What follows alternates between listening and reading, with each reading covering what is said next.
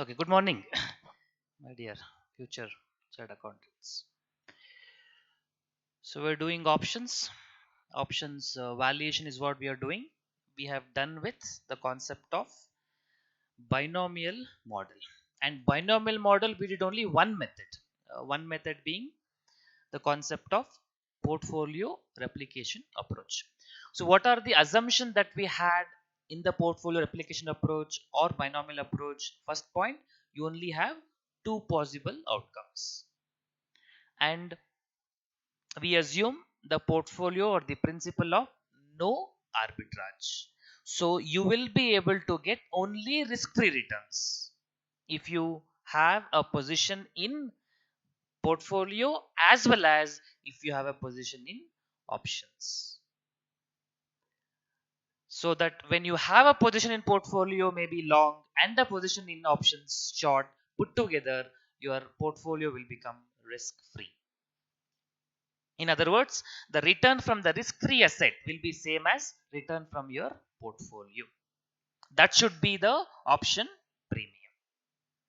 Of course, if option premium is different, we know the arbitrage technique to make the profit. Now another approach in binomial model which gives the same answer like that in portfolio replication approach. So portfolio replication approach, what we did is we followed the method of a portfolio. Portfolio in the sense portfolio in shares and the portfolio on options. Now risk neutrality approach will be assumptions are same but approach is slightly different. One of the point what we have written that the return from the portfolio and the return from the risk free asset should be same. So that line, that concept we will apply. And that concept we will apply or we compute something called as risk neutral probability. So first we'll understand the meaning of risk neutral probability, then we go for valuation of options. So first give the heading basics of risk neutral probability. Basics of risk neutral probability. Basics of risk neutral probability. Again, before we go further, do you remember in the first class only we discussed how probability is computed? Probability is computed by basically proportions based on historical data.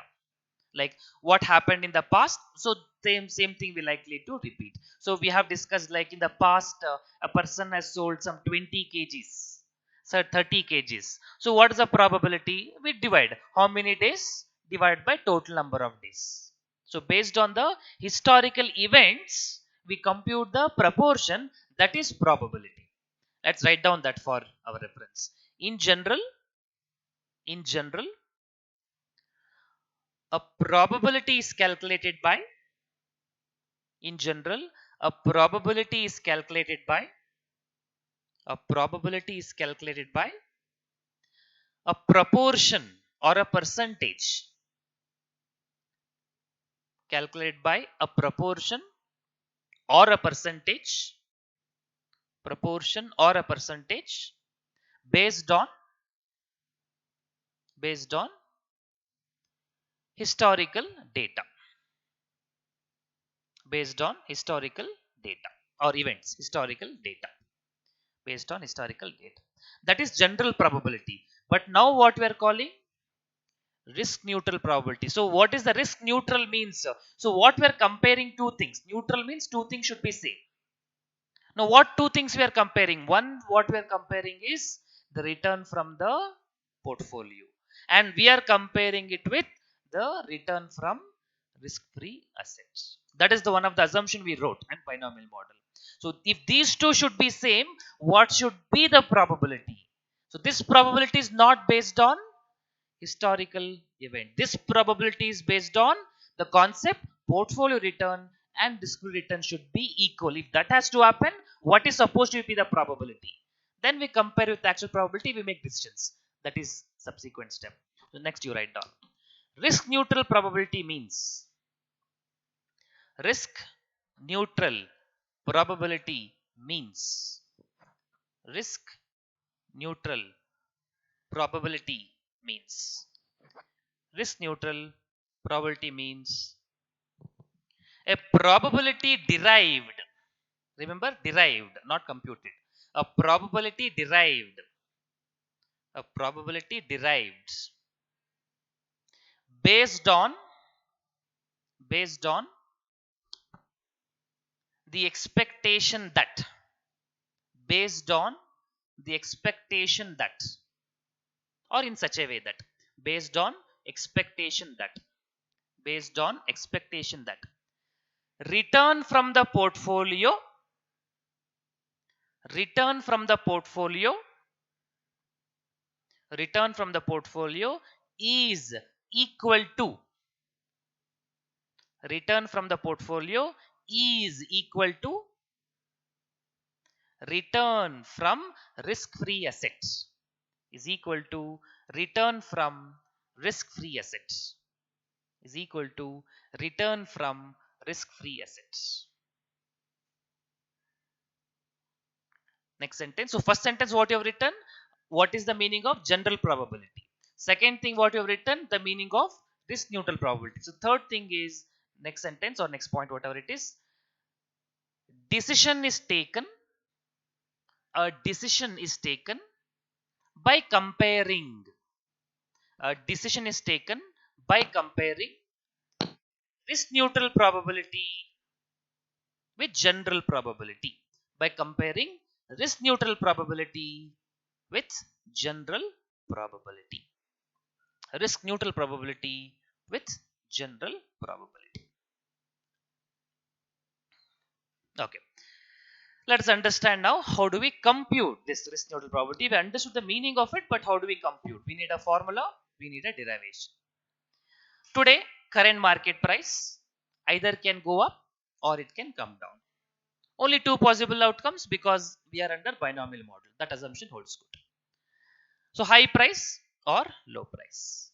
Just for example purpose, let's say today market price is 20 rupees. It can go up to 23 rupees. Means what is the returns in percentages? If I calculate 20 become 23 means the return is 3 rupees. But in percentages, 3 by 20 into 100. That is P1 minus P0 by P0 into 100. You get 15%. Or it can come down to 18 rupees.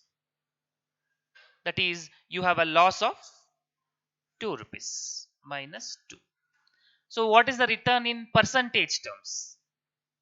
Percentage terms returns will be minus 2 by 20 means you have a loss of 10%. So, market price can either go up where you get 15% return or it can come down where you get a loss of 10%. These are the two possibilities. And let's say risk-free return is 12%.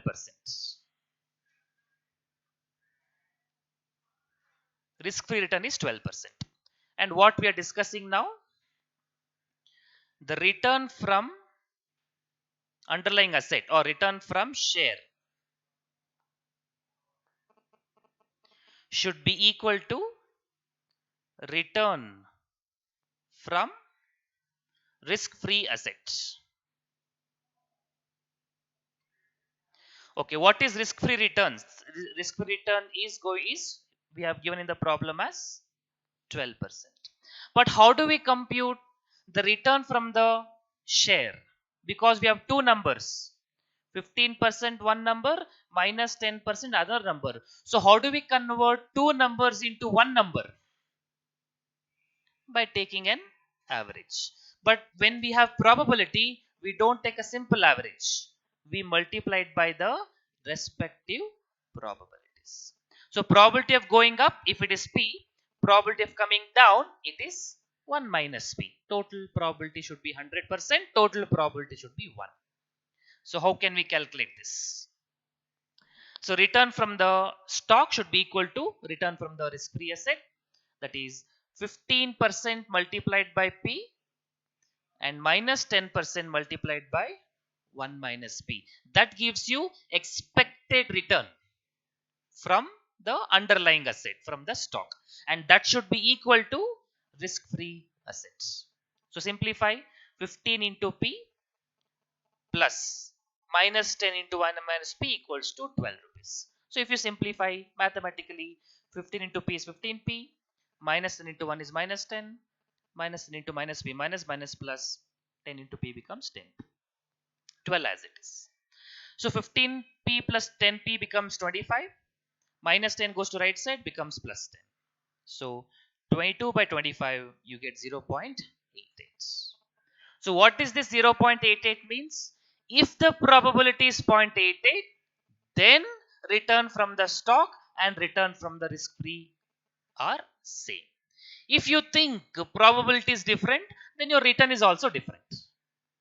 If this is the probability, return from the stock, return from the risk free asset, both are equal. That is why this is called as risk neutral. That is no risk. That is, if this is the probability, then there is no risk associated with your portfolio or your stock or underlying asset. Okay, write down till there. Then we will write the formula, we'll write interpretation, everything we will do it. Let me make one small change. Return from the underlying asset.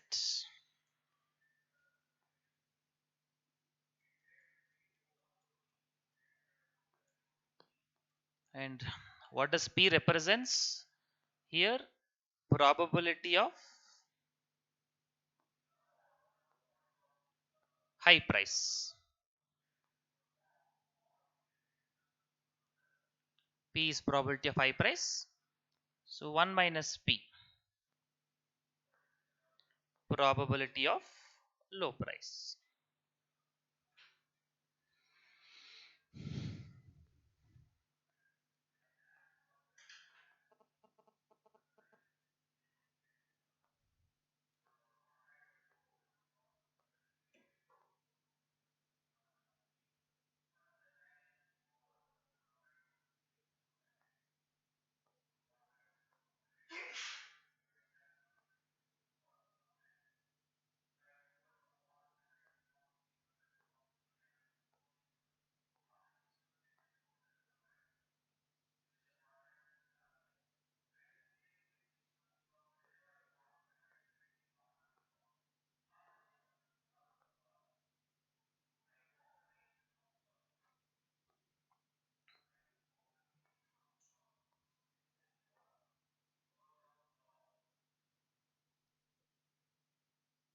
Then you simplify expected return from the asset is equal to risk free rate. You simplify, you get 0.88. 0.88.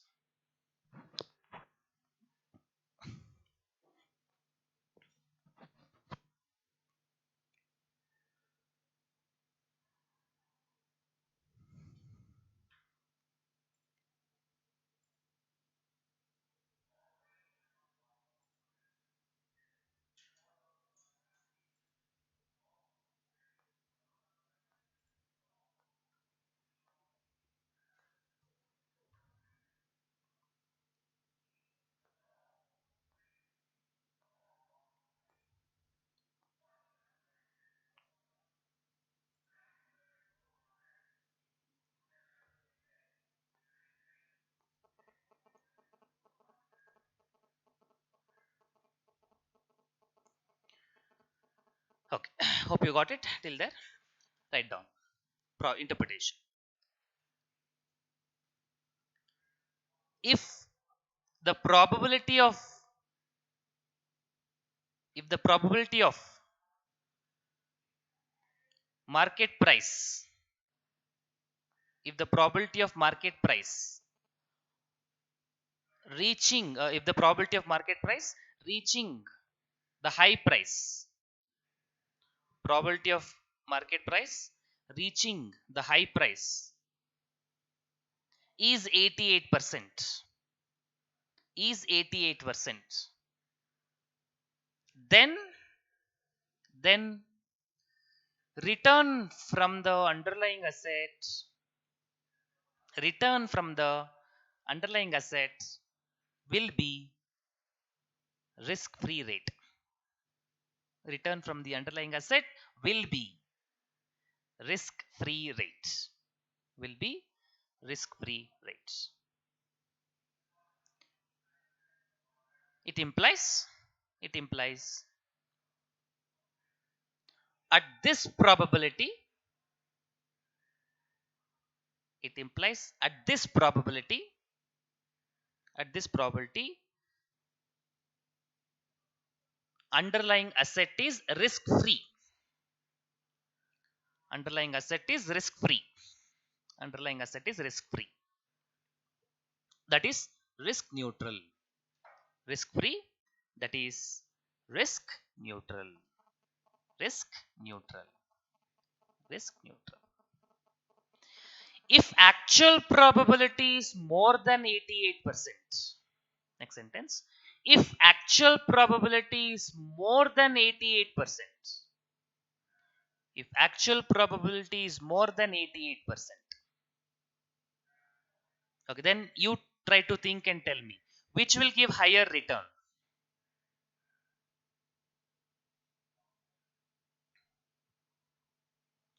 When it is 88%, you get the expected return as 12%. But if the probability is more than 88, you will get the return more than 12. Means your return from the stock will be more than risk-free return. So if the probability is more than 88%, then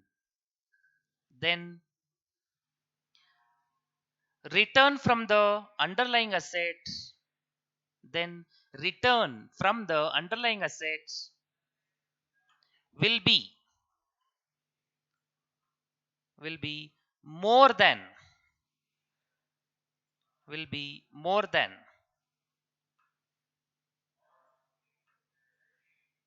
risk-free rate. Will be more than risk-free rate. If expected probability if expected probability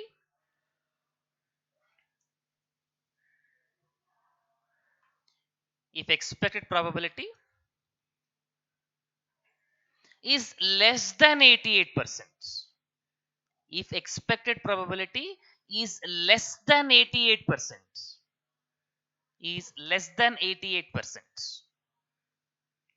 then return from the underlying assets,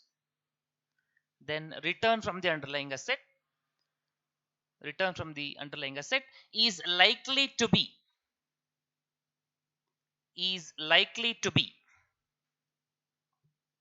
lesser than risk-free rate. Likely to be lesser than risk-free rate.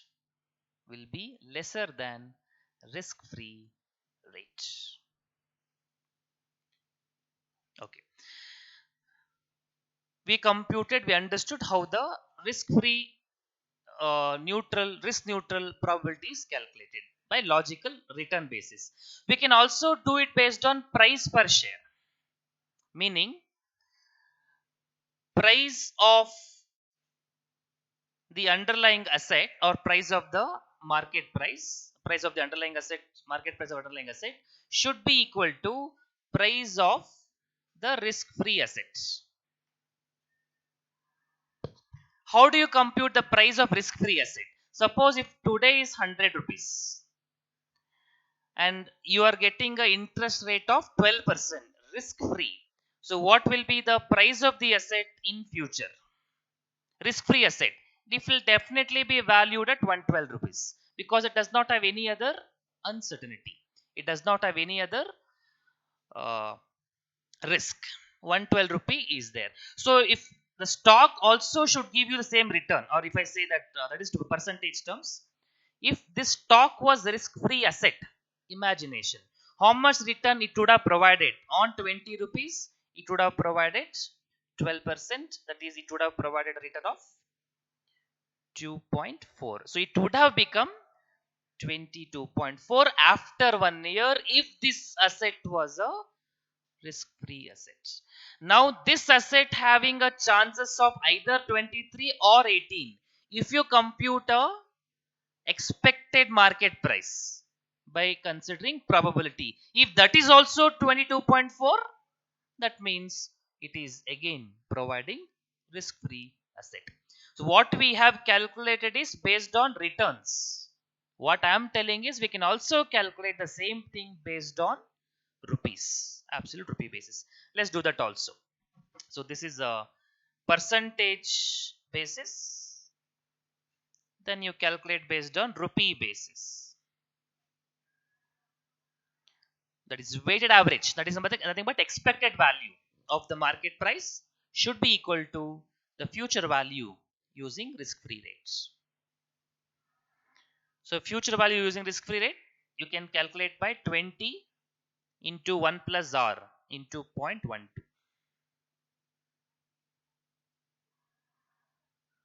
Weighted average of market price, that is, it can go up to 23. Its chances are P, and it can go up to lower, and its chances are 1 minus P. So simplify it. 23 into P, 23P, 18 as it is, 18 into minus P, 18P, 20 into 1 plus 0.12, 22.4.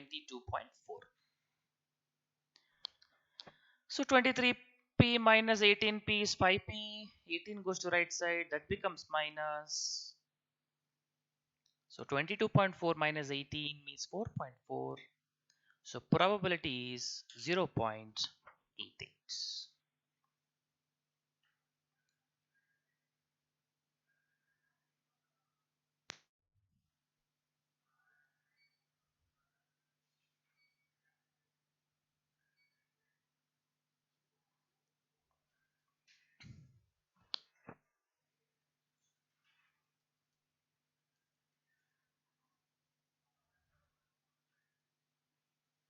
Okay. This is basic concept of risk neutral probability.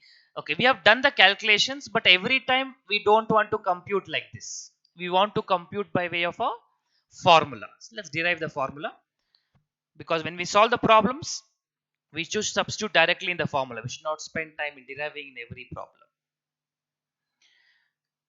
So ultimately, let's say today value and let's say later dates. Later. Today value, let's call it as spot price. And later date, either it can be high price or it can be low price. Let us just call it as H. Let's call it as L. And spot price, let me call it as S. Now, what is the probability of high price? Let's assume that is going to be P. Probability. And what is the probability of low price? It's going to be 1 minus P. So today value spot price. Today value spot price. But in future, how do you compute the expected price? Expected market price. It's calculated by high price into probability plus low price into 1 minus probability. But these two things cannot be compared because spot price is today, expected market price is after certain period. So you have two choices. Either compute the future value of spot price, it will bring it to future value, or the expected market price what you have, you bring it down. That is, you do a present value of it. Present value. That is, you divide by 1 plus R. So in simple words, you can say like this. Spot price is present value of expected market price.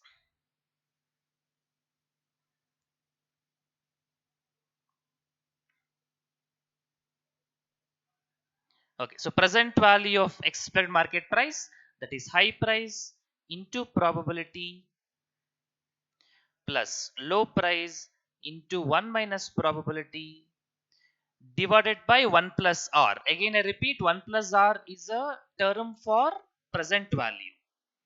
If it is e value given, I divide by e. I don't do 1 plus e because e itself will represent 1 plus r. That should be equal to spot price, let's say S.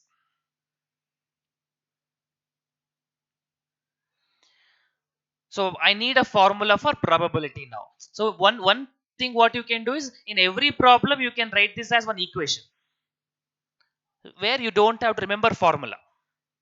But to save time, let's derive this in steps. Cross multiply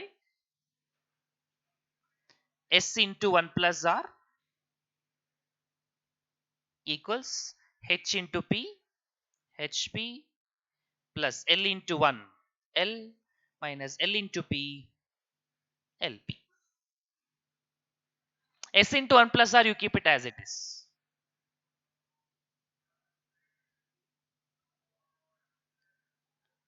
This how do we do? Don't take L common. That means you'll go back to the previous step. You'll be revolving around that itself. You group HP and LP. And we want to compute probability. So if I take probability common, I get H minus L. And that plus L, you take it to left side. So that plus L becomes minus L.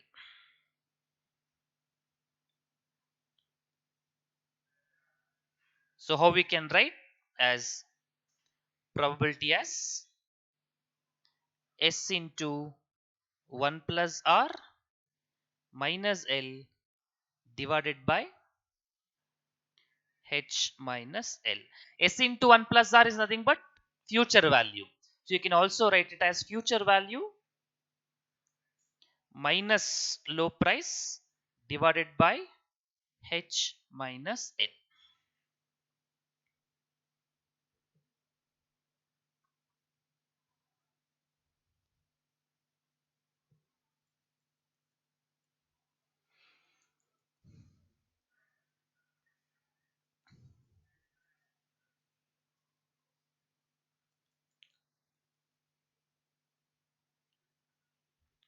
And what is this probability? P represents what probability we are calculating. Back to the basics. This probability is probability of high price. Don't forget the basics. Because in formula we just write P. But you should understand this is implied to be probability of high price. Because that's the notation we have given. So this is P, probability of high price. Spot into 1 plus R, or that is nothing but future value. So future value minus low price by high value minus low price. Okay, just don't write it, just observe now. Suppose I tell you like this, spot price is 100. The high price, it can increase by 10%. Low price, it can decrease by 10%. And let's say rate of interest is 12%. How do you calculate future value now in this formula? Spot is 100 into 1 plus R, that is 1 plus 0.12. How do you calculate low price? 10% down on 100. So can I do like this? 100 into 1 minus 0.1. Down by 10%, remaining 90%, 0.9. Or I'll say directly multiplied by 90%. On what number? 100. High price, how do you calculate denominator? On 100, 10%. So 100 into 1 plus 0.1, increasing by 110%. And low price again 100 multiplied by 0.9. So you see each of the terms is multiplied with spot price. I can eliminate that. And I can directly answer it in percentage terms. We have just seen the example also. The probability can be derived based on rupee basis, or probability can be derived based on percentage basis. What we did now, derivation is rupee basis. Percentage again will not derive it. Let's write the formula directly, because sometimes institute write like that. So let's write that also formula. But answer will be same under both scenarios. Okay. Alternative formula. Probability. Again, I repeat, probability I am writing, but it means probability of price going up. They say R minus D by U minus D. This R is nothing but 1 plus R. This D is nothing but 1 minus percentage down.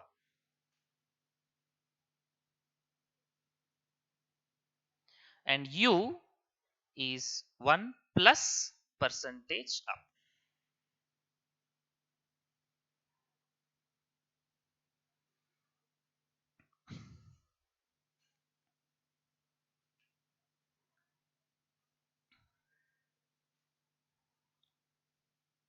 Okay. For this problem, what we just solved, let us quickly verify using these two formulas. The illustration what we just have solved.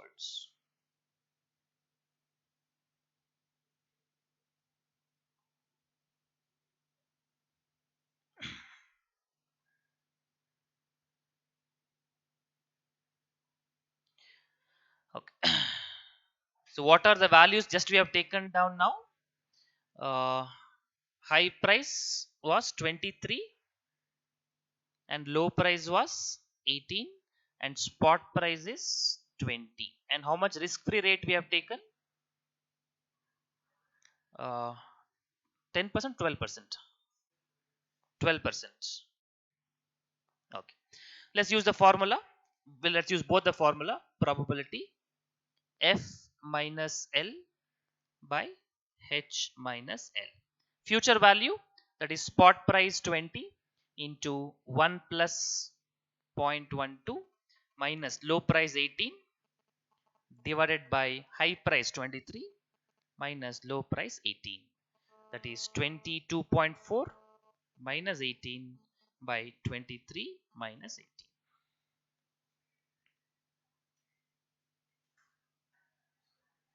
You get 0.88. Alternate formula, R minus D by U minus D.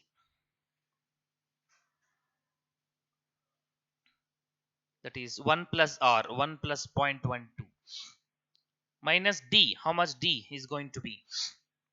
Low price is 18 and from 20 rupees. So how much percentage down? 2 rupee down, that is 10% down.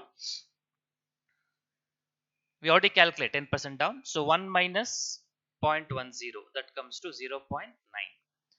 So down is 0.9. Up is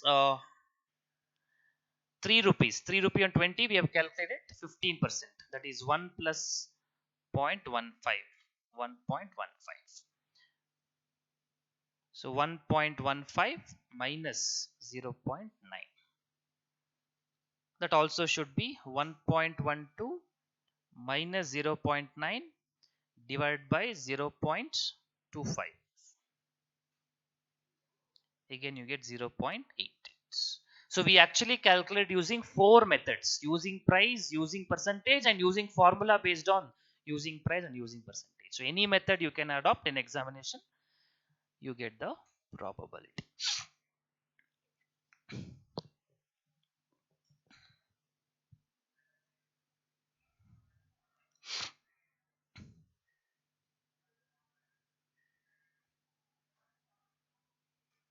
Risk neutral probability is also binomial model only.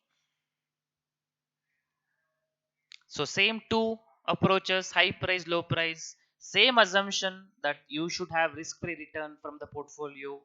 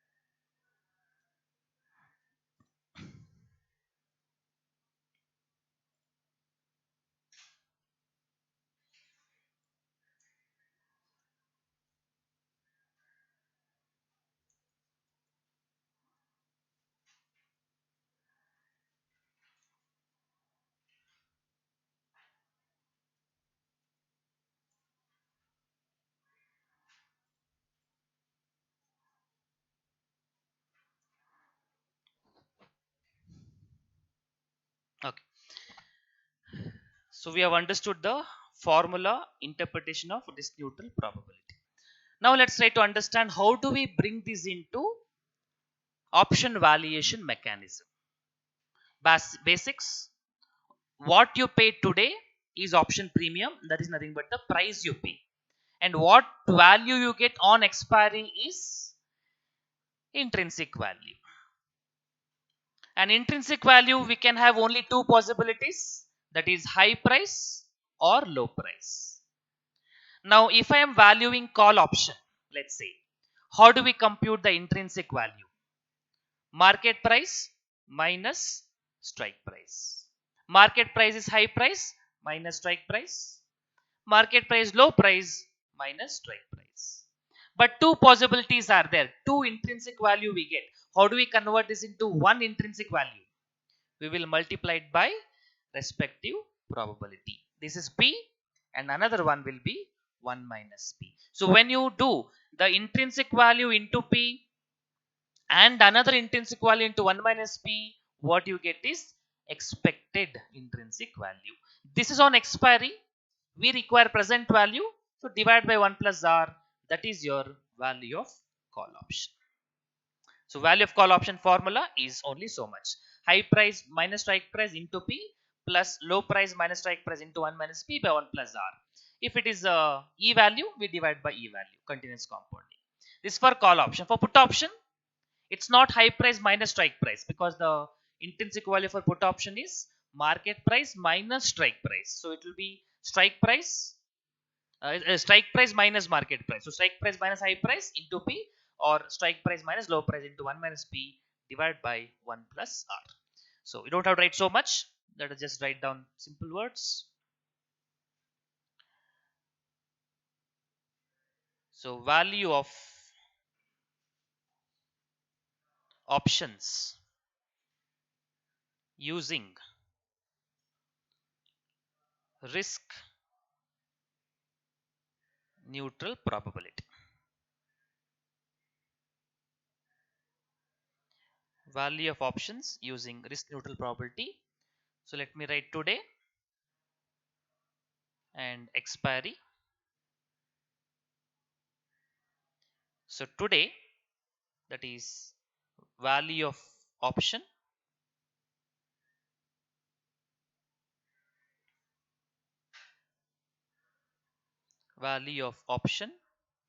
premium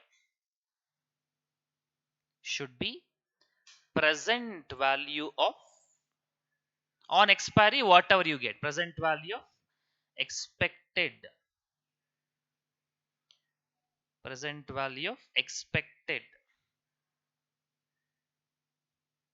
intrinsic value. So on expiry we get expected intrinsic value. If I do a present value of it, I get today. That is supposed to be theoretical value of option premium. So value of call option, let's say, is calculated by high price minus strike price into probability divided by plus low price minus strike price into 1 minus P divided by 1 plus R.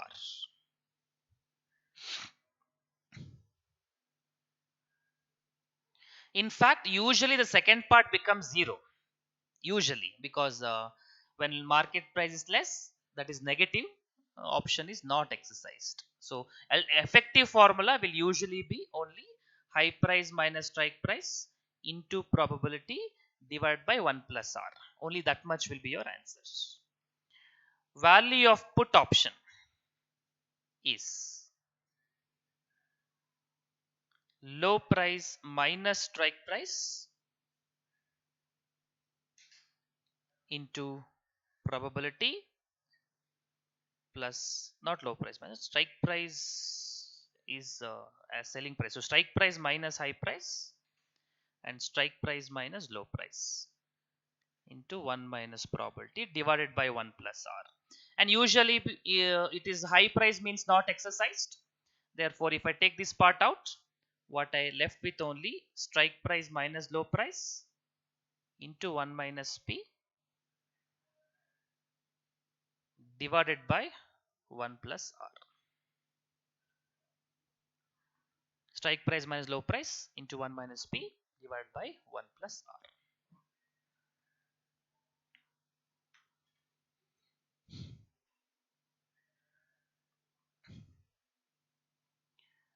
Okay, so ultimately, what are the steps we have to apply in risk neutral probability approach? First step, you compute probability, that is F minus L by H minus L. Second step, you compute the value of call option or value of put option, as the case may be. This you can also calculate by the other formula we discussed, R minus D by U minus D. Or remembering wise memory purpose, you remember like this. First step is based on underlying asset. Second step is based on the option itself. If you remember, day one in the option world, we discussed every time I talk about option, I should talk about two things. One is on the underlying asset, other is on the options. There is a price for underlying asset, there is a price for option. There is a cash flow for underlying asset, cash flow for option. There is buying of underlying asset and buying of option. All are different. For underlying asset, the price is called as strike price. For the option, the price is called as option premium. And for the option, the cash flow takes place today, option premium is paid today. For underlying asset, the cash flow takes place on expiry date, that is strike price. So everything two positions we have discussed. So this first step is based on underlying asset, meaning spot price is present value of expected market price. And regarding option, option premium or value of option is present value of expected intrinsic value. So for the underlying asset, spot price, present value of expected market price. From the option, the price is option premium, which is present value of expected intrinsic value.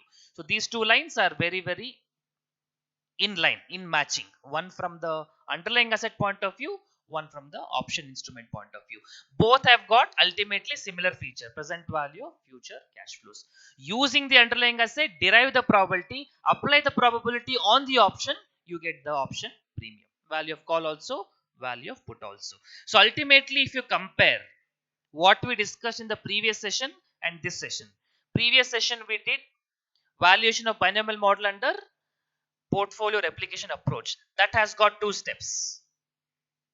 And here we are calculating under risk neutral approach. This also has got two steps. There we compute delta, which is the difference between spread in intrinsic value divided by spread in market price, meaning high price minus strike price divided by high price minus low price. Here first step is to compute risk neutral probability, second step is to compute the value. Same two steps, but the numbers are different. First step is to compute probability, F minus L by H minus L, and second step is to compute the present value. What was the formula in portfolio application approach to compute the value of call option?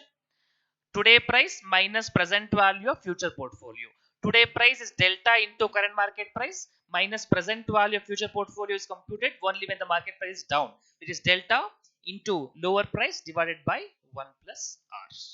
So both the methods, two assumptions, two prices, two steps, and ultimately both will give you same answer, because both risk neutrality approach and portfolio application approach is under binomial model. In the examination, if they have not specified which approach, you can do any approach. But when they ask you risk neutrality, of course you have to follow that specifically. And if they ask you compute delta, you have to compute that specifically. So you should know that if they ask you delta, it has to be portfolio replication approach. If they ask you risk neutrality, that is probability, you have to follow this approach. In the problem we solved in the previous session, they said in what ratio you have to make a combination of portfolio and the option to make the portfolio risk free. You cannot do this approach. You have to compute delta there. So depending on the requirement, you have to choose the model. Okay. Sumana wanted to buy the shares of EIL, which has a range of 411 to 592 a month later. The present price per share is 421. Her broker informs her that price of this share can soar up to 522 within a month or so. So that she should buy 1 month call of EIL. In order to be prudent in the buying the calls, share price should be more than or at least 522, the assurance of which could not be given by her broker. Though she understands uncertainty of the market, she wants to know the probability of attaining the share price of 592 so that buying a 1 month call of EIL at an execution price of 522 is justified. Advisor, take risk-free rate at 3.6% per month and E per 0.036 also given.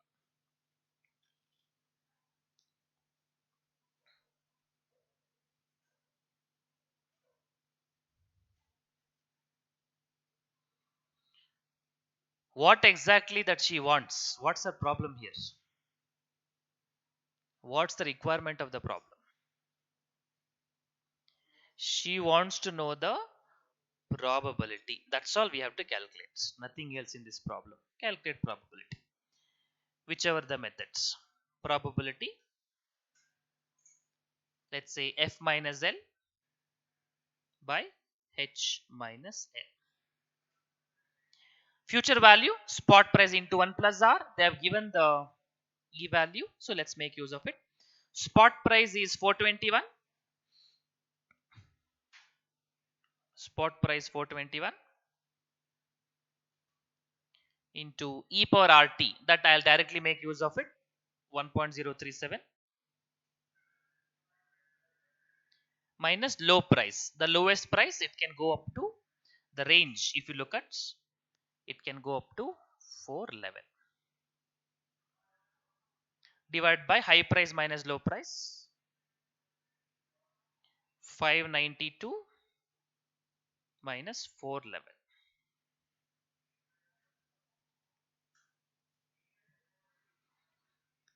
So probability comes to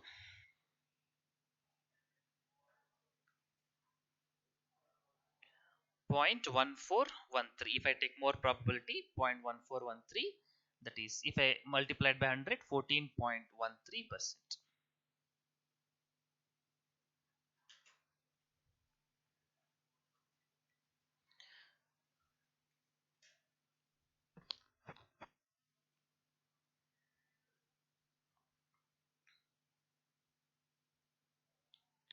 What is the interpretation of this 14.13%? We have to write that also.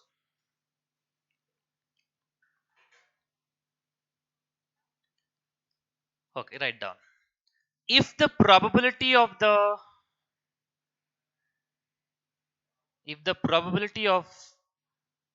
EIL share, if the probability of EIL share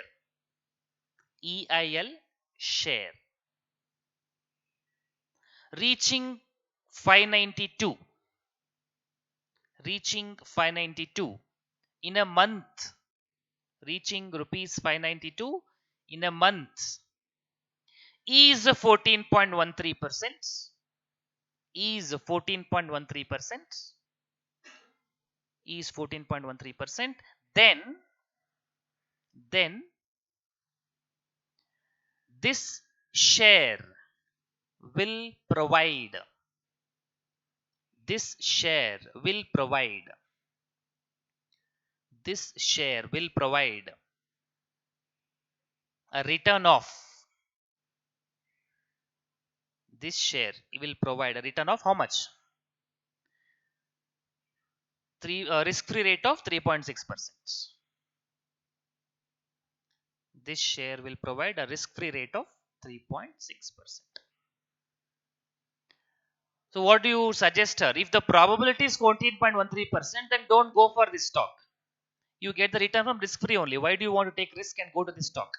Only if you think that this can go beyond 14.13%, then it's better you can take a position in this share where you can make a profit by selling at a higher price, where your return will be more than a risk free rate. And how do you achieve the market price when it is high? What is that position? By making a profit when the market price goes up. That is called as long position. And how do you achieve long position? Using options, by becoming a call option holder. That's what she wanted to buy. So that here in this problem they said she wanted to buy 1 month call of EIL. So if she expects the probability is beyond this, then she can take a long position in this share and she can expect a return more than 14.13%. So write that sentence. If the expectation, if the expectation of the investor, if the expectation of the investor in the share, expectation of the investor in the share, a probability more than 14.13%, a probability more than 14.13%, a probability more than 14.13%, then then the risk in this share, then the risk in this share is justified.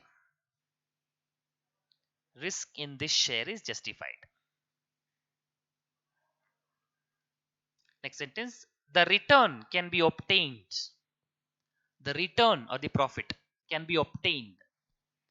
The return can be obtained by taking a long position. By taking a long position, that is by becoming by becoming by becoming call option holder. By becoming call option holders. By becoming call option holders. By becoming call option holder. Okay. Now that's all they asked in the question. But for our reference, if you want to go one step further, let's say if she thinks yes, probability is more than 14.13%, I would like to go ahead and take a position in call option. While taking a position in call option, you should know how much price you should be ready to pay, or what is the value of the call option. For that, we will use the risk neutrality model, the option valuation model, and say this is the value of the call option. Maximum price you should pay. If it is more than this, then don't invest here because you will not get the return what you are expecting. So let's write down that the theoretical value of call option. Theoretical value of call option. Theoretical value of call option at strike price of 522.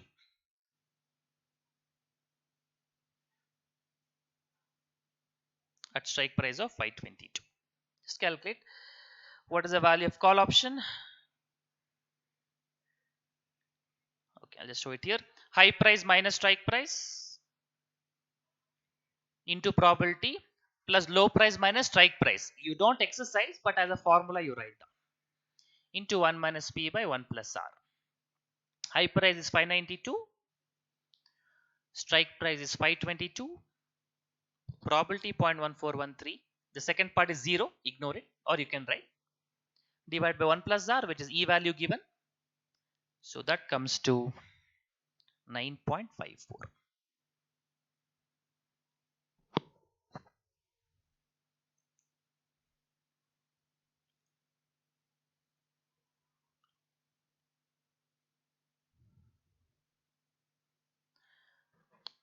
So then you can write down this is the maximum value.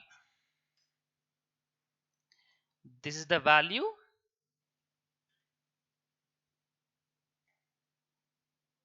that can be paid as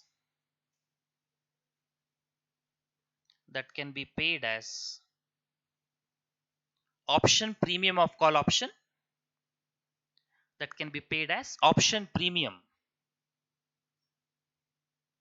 of call option premium of call option that provides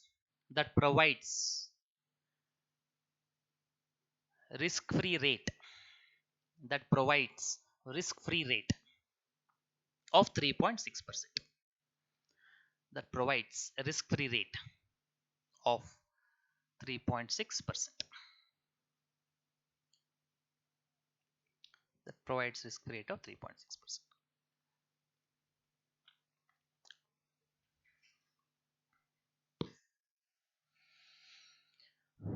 Okay, this is only for our reference. Our answer for examination purpose stops at computation of probability. We don't have to go beyond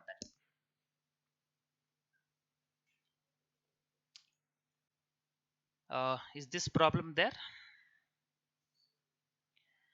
Current market price of pension limited is 420 within a period of 3 months. The maximum and minimum price are respectively given. If the risk free rate is 8% per annum, what should be the value of 3 months call option under risk neutral method at strike price of 450 given E per 0.02? Simple one, do it.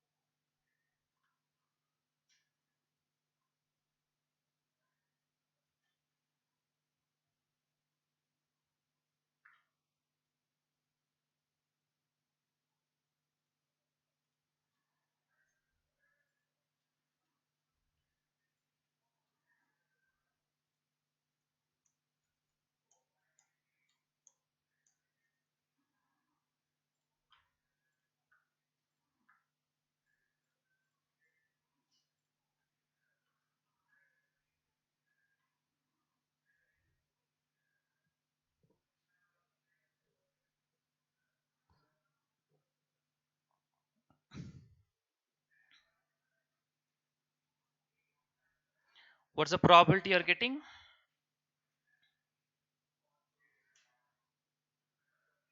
0.2848.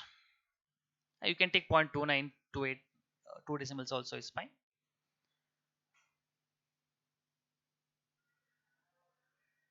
Present value of expected intrinsic value of call option. Again, the second part you can make it as 0, but we will write for a formality. See if it comes to this much.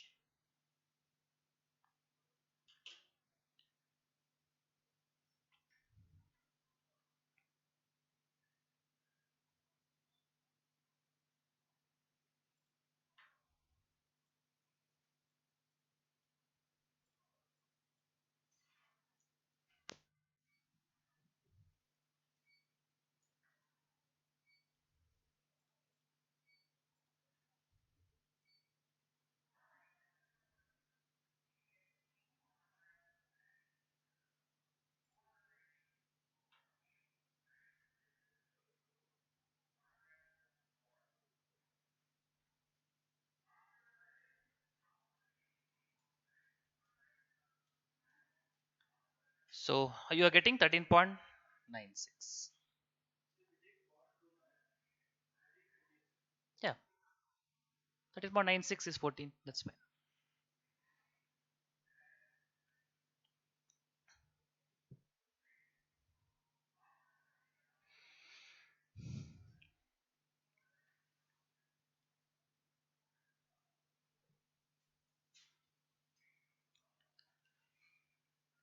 So the thing is, if the direct question is asked, compute the value of option, it's straightforward. It will not take much time also. So usually in many class I've seen people don't discuss this much in detail. Formula, solution over. You get the answer in 2 minutes. But when they make a little bit of modification, then if you don't know the interpretation, you struggle. Okay. Next one, 2-period binomial tree. So this is an extension of risk neutrality model. So first thing first, this is the basic many people miss out. First, what we should do, whatever the contract period is there, that should be divided into two parts. First part and then second part. For example, if the contract period is 6 months, then we will do first 3 months, another 3 months. So from today, if you look up the first 3 months, then you are going to have, let's say, spot whatever today. First 3 months you can have two possibilities: high price, low price. And from that point onwards, another two possibilities: high price, low price. And from low also, high price, low price. So when the contract period is 6 months, don't make it 6 months, 6 months as 12 months. The contract period first be divided into two half, two parts. Then you apply whatever is the formula that is applicable. So this first part, let's say we call that as U, that is up, and this part is down. This again goes up, so U comes down D. This is again U, this is coming down D. I can use high low, but I'm using up and down because that is a terminology used by institute, so I'm using that. So what do you call this last one together? That is, this is one up and again up. So this is spot price, UU, up and again up. And this will be spot price, first up, then down. Then this is first down, then up, and this is spot price, down and again down. So we will have four possible outcomes, four possible market price on expiry dates.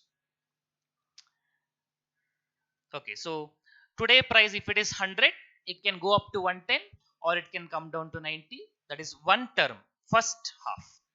And if it is up by 10% once more, what could happen? 110 could become 121 because 10% more. And on 110, 10% means down. That is 99. 90 plus 10% up means 99, or 90, 10% down means 81. So we are dividing this into four possible market prices on expiry date. So this is today, and this is expiry date. And this expiry date, we are not reaching it directly, we are doing it on a two-step approach. That is why it is called as two-period binomial model. We are having four possible outcomes. Just imagine, just imagination purpose, if you divide this into three parts, if you divide the contract into three parts, how many possible prices do you think are possible? When we had only one term, we had two possibilities: high price, low price. Dividing it to two parts, we got totally four possible market price. Don't count this number. We want only on expiry how many possibilities are there. So if I have three parts, how many things, how many possibilities are there on expiry dates? So if you have 6 months, divide this into 2 months, 2 months, 2 months, three parts. So what are the possibilities from today? First 2 months means either it will become high price, low price, or up or down. From this, what will happen after 2 months? It can become again high price, low price. This can again become high price, low price. This is after second term. After third term, at the end of contract period, this high price can become high price, low price. This can become high price, low price. This can become high, low. This can become high, low. So totally how many possibilities? There are 8 possibilities. That's why in foundation they teach you this head, tail, true, false, binomial model and all. Of course, we don't take it seriously. So the one possibility is two outcome, one more possibility two outcome, one more possibility two outcome. So basically you have 8 outcomes. That is the basics of mathematics. It's called as fundamental counting principle. One event can be done in two ways. Another event can be done in two ways. Another event can be done in two ways. So totally you have 2 into 2 into 2, 8 ways. Okay, if it is 4 possible outcomes, Four possible contracts, not outcomes, four terms. If you divide, that means it will become 2 to the power of 4. In practical life, how many possibilities do you think can happen? How many terms do you think you can divide? 6 months, I can divide it into 3 months, 3 months. That is one possibility. Or I divide into 2, 2, 2. One more possibility. Or I divide into 1 month, 1 month, 1 month, 1 month, 1 month, 1 month. Six possibilities. 6 months I can do. So in practical life, there is no limitation. So you can have infinite binomial periods, infinite possibilities, because the number can be anything. And that is what, after binomial period, the improvised version, we have Black-Scholes model. The Black-Scholes model is an extension of risk neutrality, extension of binomial period, but that explains not just two possibility, that explains infinite possibilities. That's why it follows normal distribution. It takes the value of logarithms. So final formula we are going to learn. That will keep it on hold for a second. Okay, coming back to this. So from exam point of view, from our syllabus point of view, two period binomial model itself is more than sufficient. So don't worry about 3, 4 and all. I just told you to give you conceptual clarity that is not required from exam point of view. Two period is also not very popular in exam. So two period is more than sufficient from exam point of view. Okay, so what we do in two period binomial model is this. First step, we compute this, that is spot. This is UU, this is the, no, this is U, this is D, this is UU, this is UD or DU, and last one is DT. Different possible prices. So on expiry date, we have four possible market price. Four possible market price are possible. Four possible market price means how many intrinsic values are possible? Four intrinsic values are possible. And how did we do in the regular step? In the previous model, we computed the value of option by present value of expected intrinsic value. So we have four possible market price. So we get four intrinsic value. That if I do present value, that is my value of option. But only small challenge is I cannot come directly, because when I calculate probability, I only calculate probability at one term at a time. So when I apply probability, also I can apply only one term at a time. So what should be the process? From the second term, I compute the first term, and then from first term, I compute the today value. So we follow the step down approach. We don't do it directly.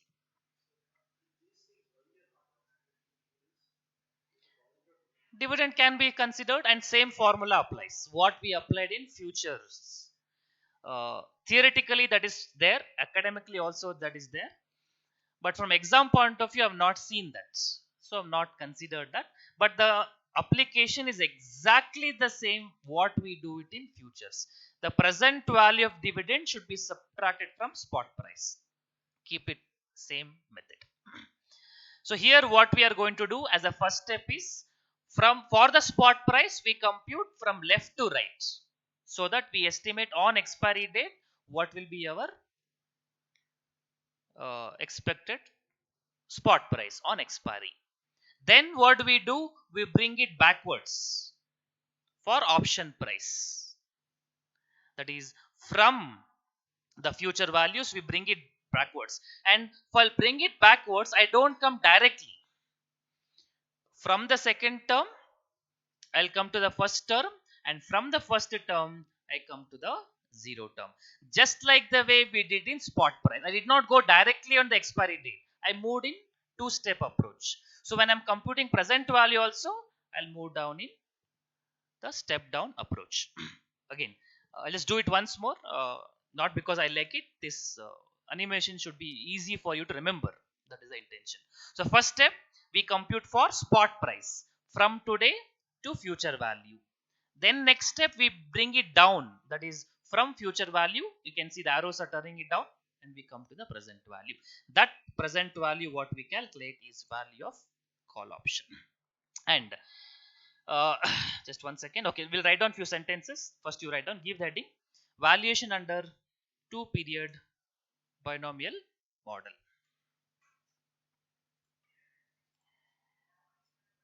Valuation under 2-period binomial model.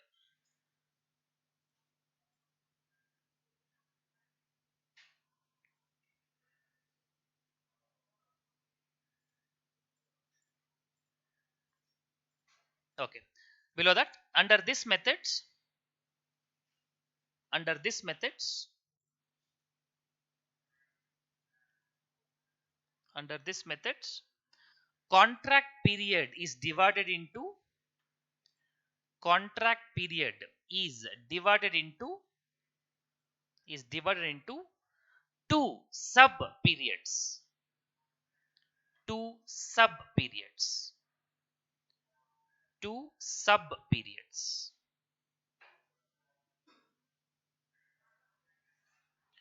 As a result, as a result,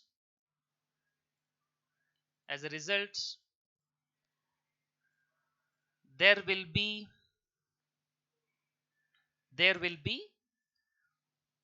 four possible outcomes. As a result, there will be four possible outcomes. Four possible outcomes. As shown in the binomial tree below. As shown in the binomial tree below. As shown in the binomial tree below. So just for example, you write down contract period. Contract term is 6 months. Then you write this is today. Then 3 months, 6 months.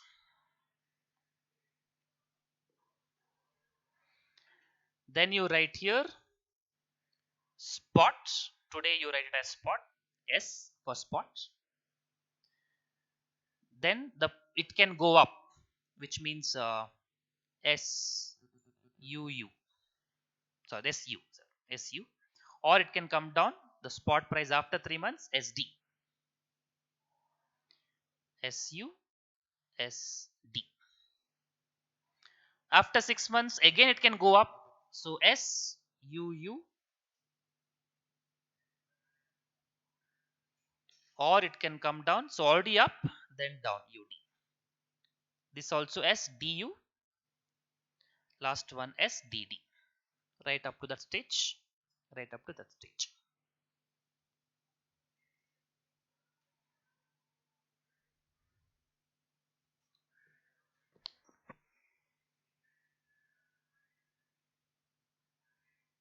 So first step we compute. This is for what? This is for the price of underlying asset.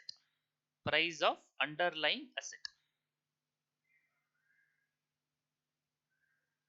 From the spot price, we are moving towards expiry.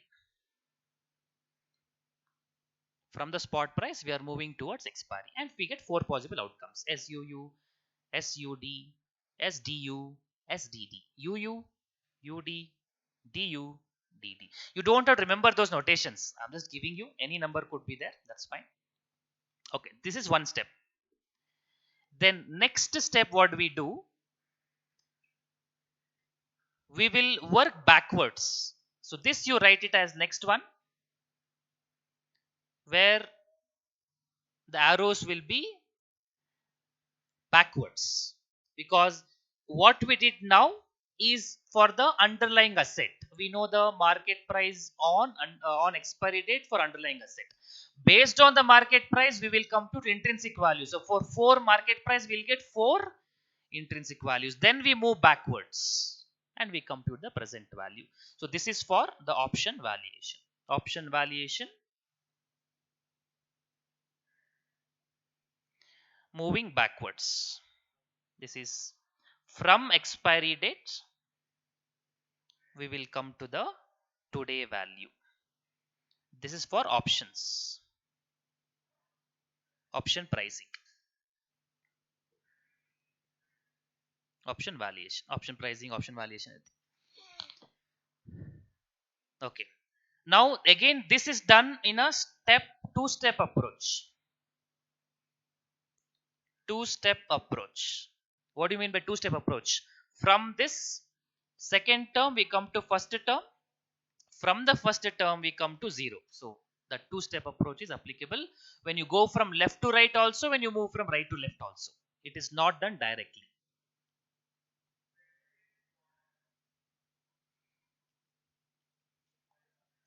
Okay. Now,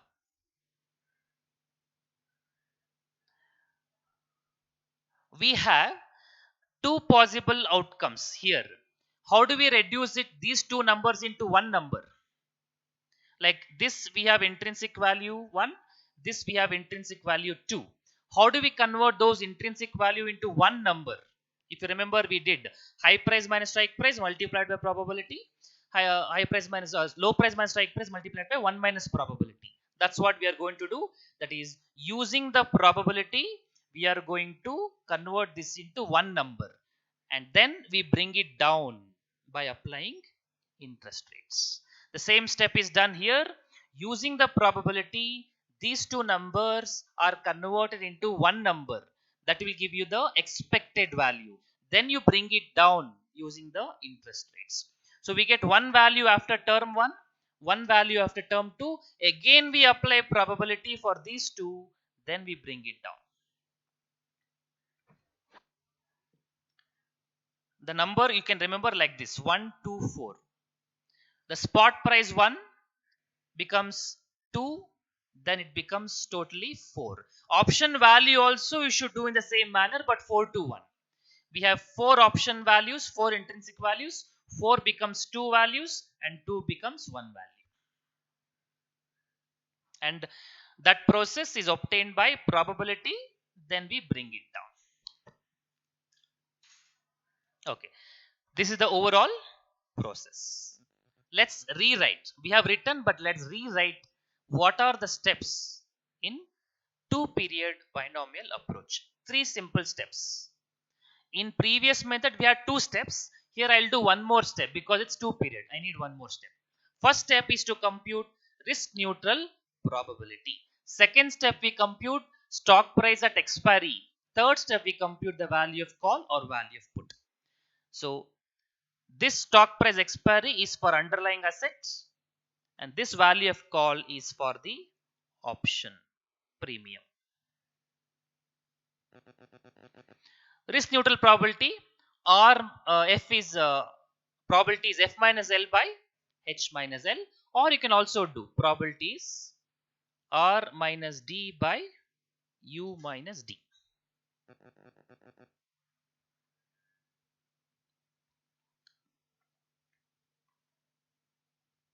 Okay, I'm giving an example. Example you don't write, only steps you write. Suppose spot price is 20 rupees.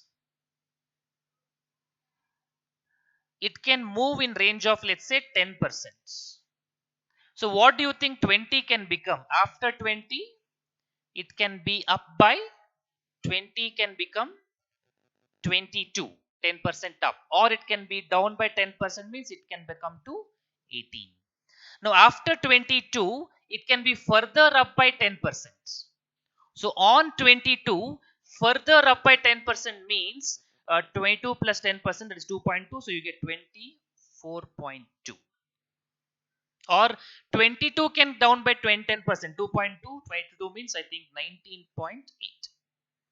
Now 18 can increase by 10%, means 18 can become 19.8, that is 1.8 increase.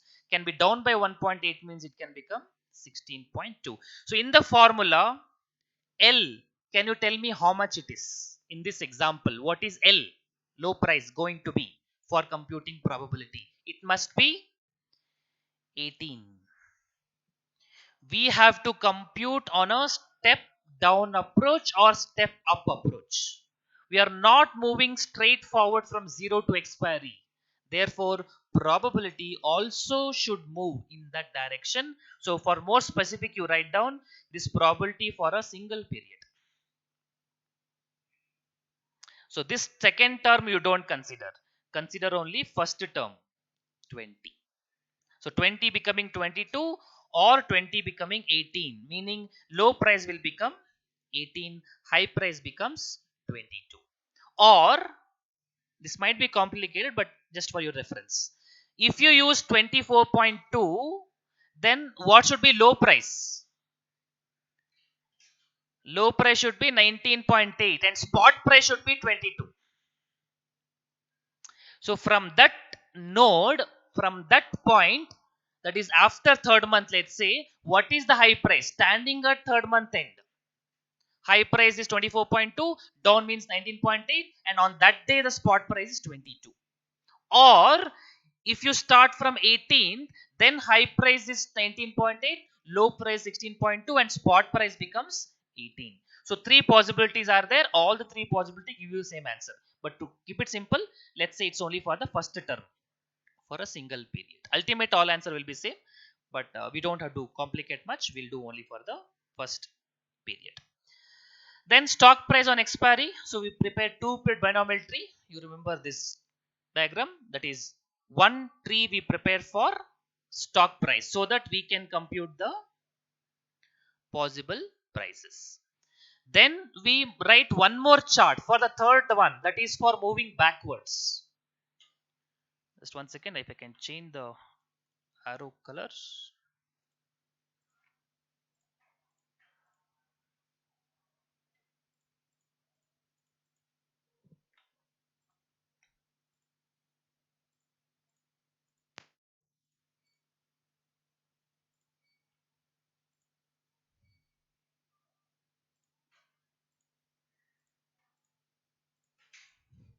Okay. So one more we write for the value of call. You see, this underlying asset is moving from left to right. And the option premium, we are moving from right to left, moving backwards. Okay, this arrow is not sufficient. We have to give a notations. Let's give some names for it. What is the first step we are going to calculate? In the third step, first step, we will have four market prices, means how many intrinsic values we get? We will get four intrinsic values. So let us give a name for it. Let's call V1, V2, V3, V4.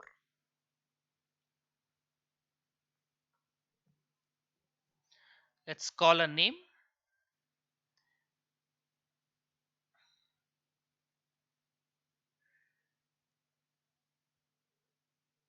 Let me call it as V1, V2, V3, V4. This is representing the four intrinsic values.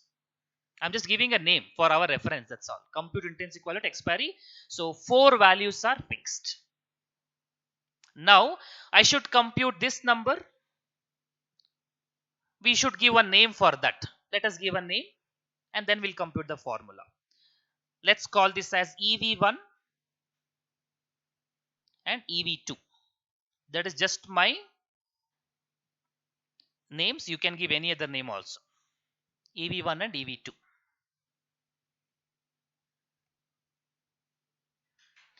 Tell me how EV1 is calculated based on? EV1 is calculated based on using V1 and V2 only. But V1 has got a probability of P. V2 has got a probability of 1 minus P.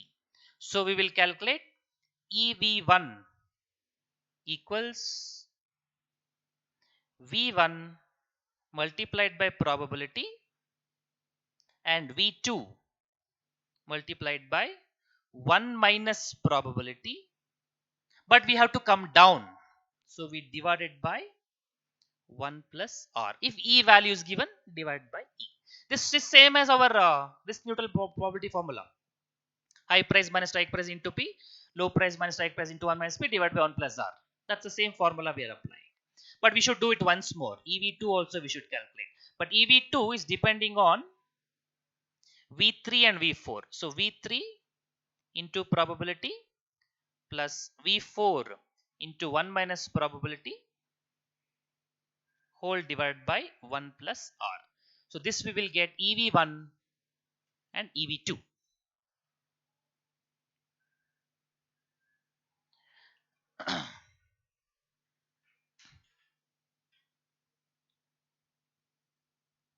So if this was 10, 20, this was 22, this is 18, this is 24.2. Don't try that example, only for discussion.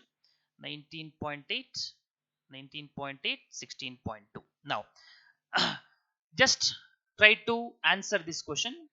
After the first term, if market price is 22, the value of call option at that point in time is EV1.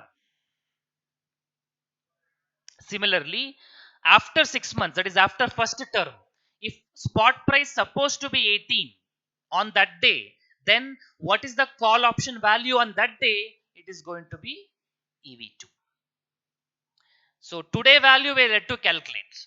But if the spot price after the first term is 22, the example, then the value of option on that day is EV1.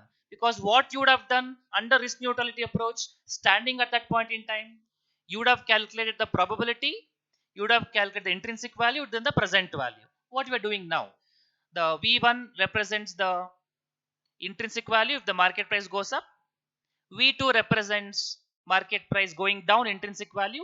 Then we multiplied by P, multiplied by 1 minus P. We got expected intrinsic value.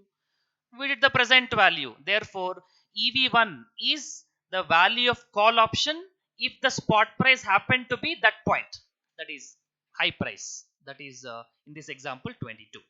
Okay, so we got this EV1 and EV2. This also probability was P, 1 minus probability of P. We still have not calculated today value. We still have to come down. So we have to apply or we have to repeat the same process approach once more. I'll take this part out. Hope you have taken down the EV1 and EV2. Okay. Compute the value of option at present. Let's call this is VC, value of call. VC, value of call.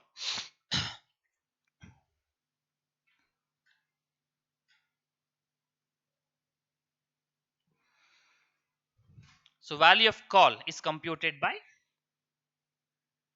same process. This probability would have been P. This would have been 1 minus P. Therefore, EV1 multiplied by P plus EV2 multiplied by 1 minus P whole divided by 1 plus R. That will give you the value of call option. Now, value of put option you can do by put call parity theorem, or the process remains same. While calculating V1, V2, V3, V4, you should be careful. That is, it will be strike price minus market price. Otherwise, the process for call option and put option both are same. So value of call option is this. So you can write one note that EV1 and EV2 are the value of options on respective dates, or the value of option on respective dates, on respective dates.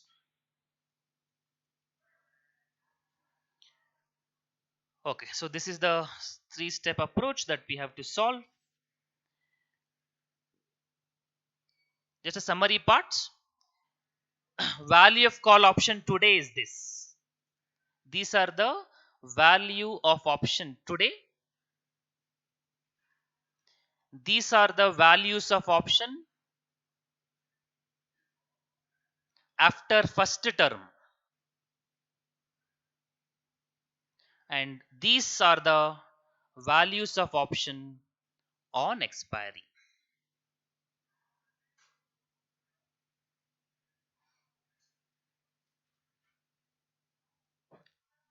We did not do calendar spread because a calendar spread requires two different periods valuations that requires these things and all. That's why calendar spread we are not done, but that's fine from exam point of view.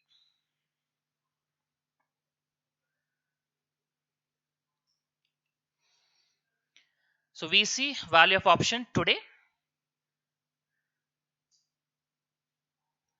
value of option after first term EV1, EV2, and value of option on expiry is V1, V2, V3, V4. That is nothing but intrinsic values.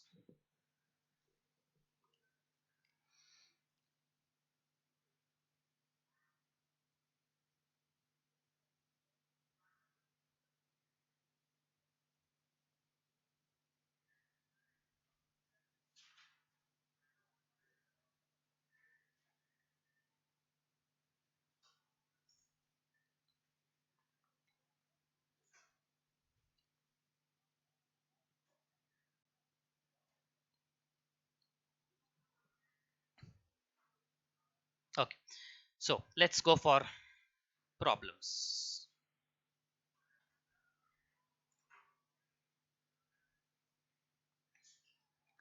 Following information is available for 3-month call option and put option of stock cat limited. Strike price 25, current market price 20, contract period 2 years, rate of interest 10%. Price are expected to move in range of 20% for both the years. Compute the value of call option and put option. 3 months for both the years. Something is missing. What is the question?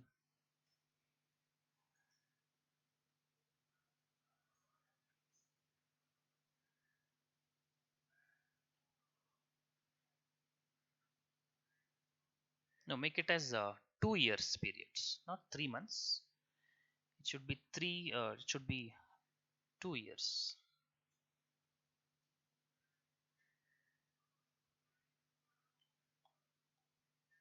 Yeah, make it as 2 years, not 3 months. This contract period, make it as 2 years.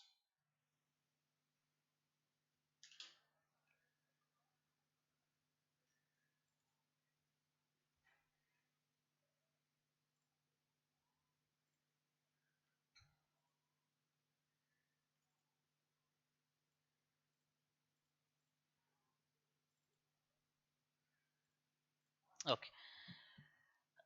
So 3-step approach. First step, compute the probability.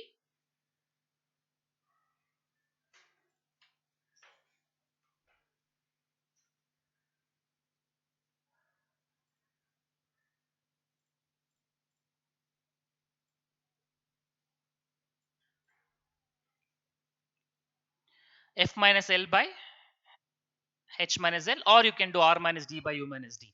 I think in this case you can do R minus D by U minus D, which is much more faster because everything is already given in percentage terms. And remember, this is only for the one term. Since it is 2 years, we should compute probability for 1 year. First term only.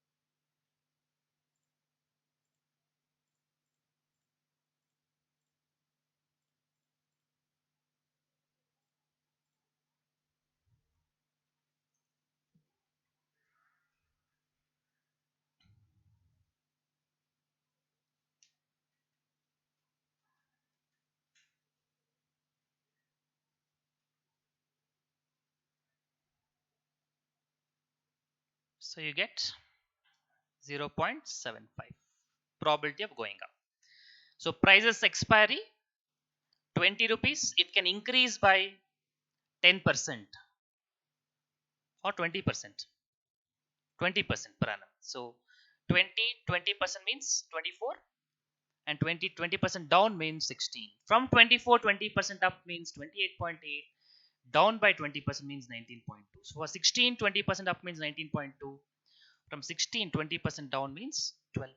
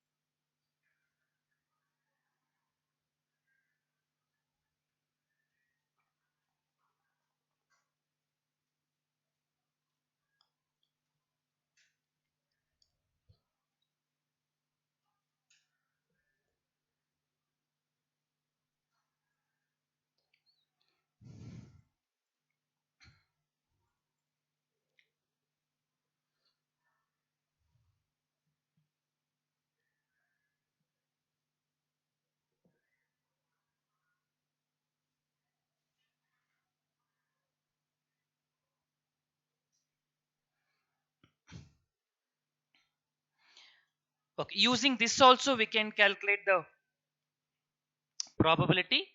Let me just show you an example. Using this, if you do, how you would have done. Future value means spot price 20 into what is the rate of interest they have given? 10%.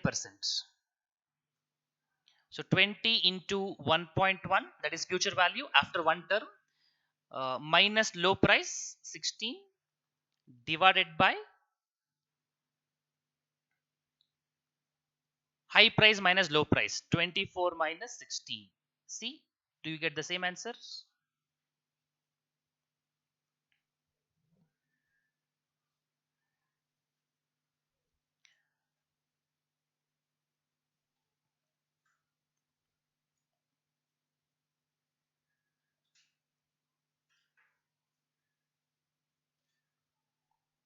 Same number, right? 6 by 8, 0.75. Or you can also do like this. If you think from 24th as on that date, how do you calculate? Spot price would be 24 into 1.1 minus what would be the low price from that point in time. Low price would be 19.2 divided by what would be the high price from that point in time. That is 28.8 minus low price 19.2. See, you get the same number.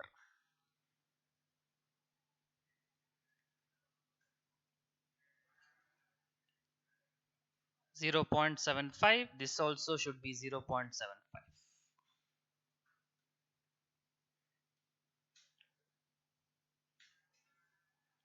Or if you think from 16th price as on that day, if you compute what you would have done, 16 multiplied by 1.1 minus what is the low price standing that point, 12.8, divided by what is the high price standing at the point after first term. If it is 16, high price would be 19.2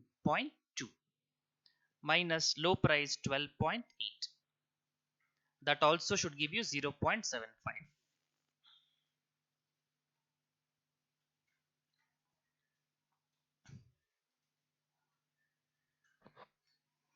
Because see, 20 is the present value of 24 and 16. 24 is the present value of 28.8 and 19.2. 16 is the present value of 19.2 and 12.8. That is the basis premise. On that only we derived all these formulas. Therefore, standing at that point in time, we get all these prices. Okay. So this we have done with respect to the underlying assets. Now the same chart should be replicated for the option. That is our next step.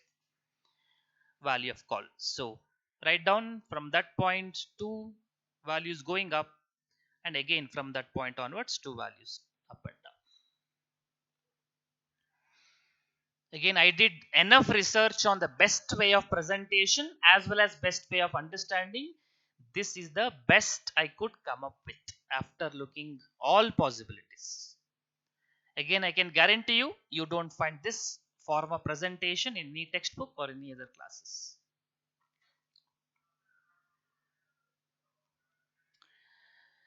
Okay, so first we have to calculate intrinsic value on expiry. What is the strike price? Strike price is 25. So for call option, it is calculated by market price minus strike price. So 28.8 minus 25, 19.2 minus 25, 19.2 minus 25, 12.8 minus 25. So you get 3.8. In other cases, we'll write it as 0 each, because negative means we don't exercise. Call option exercised only when the market price is high. So only in the first case it is 3.8, all other cases 0. But you still write as a formality, because in some other case you might get some number.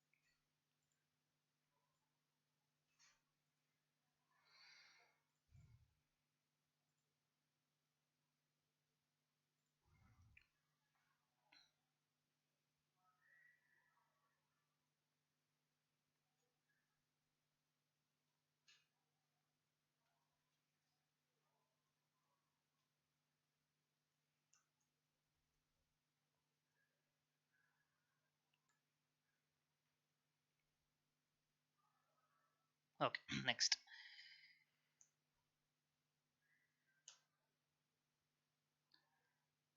For the first subperiod, that is EV1, EV2, we calculate by respective probabilities. For your reference, you can write like this maybe. You can write here the probability of 0.75 for the first arrow, 0.25 for the down arrow, 0.75 for the up arrow, 0.25 for the down arrow. You can just write that probability portion. Let's see if I can somehow write that. So 0.75,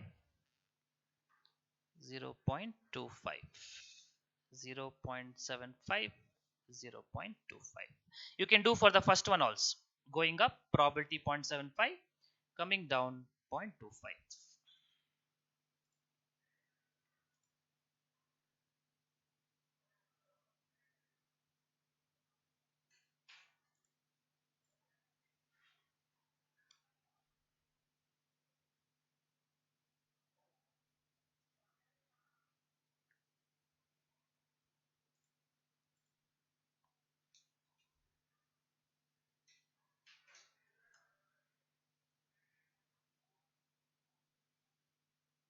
Okay.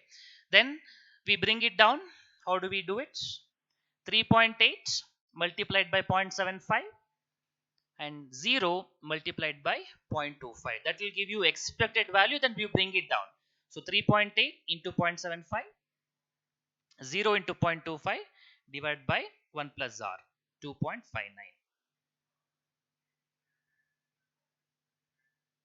So you can write EV1 here, 2.59. EV1 2.59.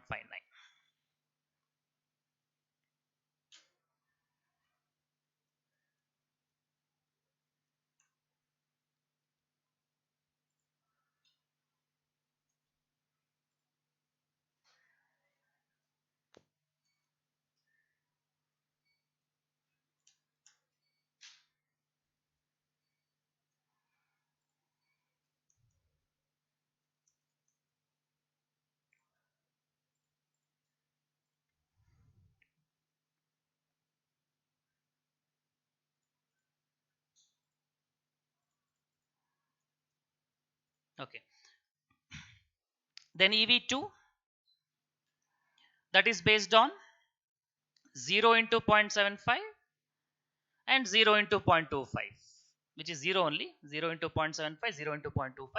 But as a formality, write it down because in some other problem you might have some data point that is anyway 0. So you can write EV2, EV2 0.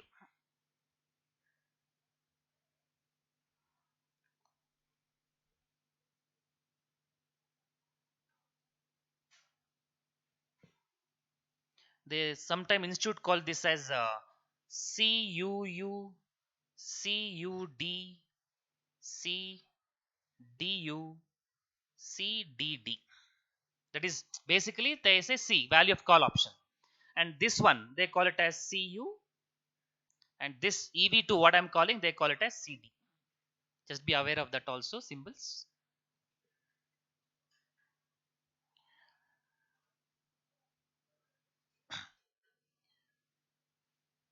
Okay. EV1, that is I told you they call it as CU. EV2 they call it as CD. Now bring it down further, 2.59 into 0.75 and 0 into 0.25. 2.59 into 0.75, 0 into 0.25 divided by 1 plus 0.1, that is 1.76. So value of the call option today is 1.76.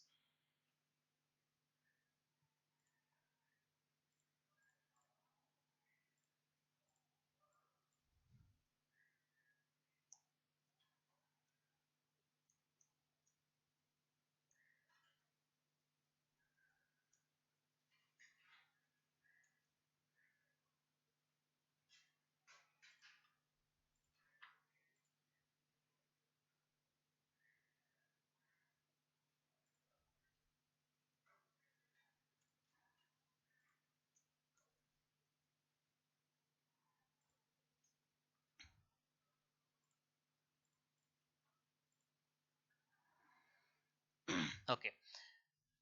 So this is value of call option.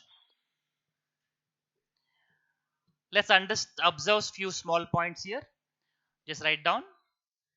After 1 year,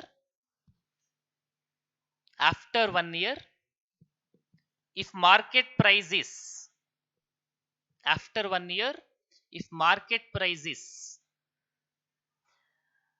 24, after 1 year, if market price is 24, after 1 year, if market price is 24, then the value of call option, then the value of call option as on that date, value of call option as on that date, as on that date will be, as on that date will be how much? 2.59. That EV1 as on that date will be 2.59. Within brackets you can write EV1, that's our reference, or institute uses the word CU. You can use both notations. Value of call option after 1 year if market price is 24. Similarly, if market price is 16, similarly if market price is 16,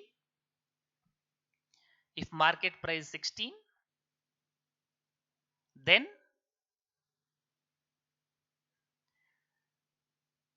value of call option will be, value of call option will be 0. Value of call option will be 0. That is EV2, or within brackets you can write CD. Call option when the market price is down, CD.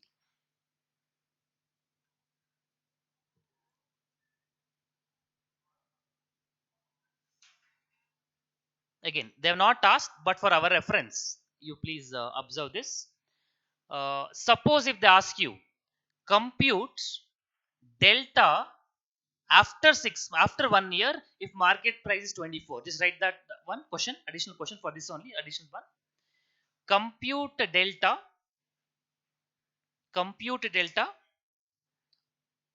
after 1 year, compute delta after 1 year when market price is 24.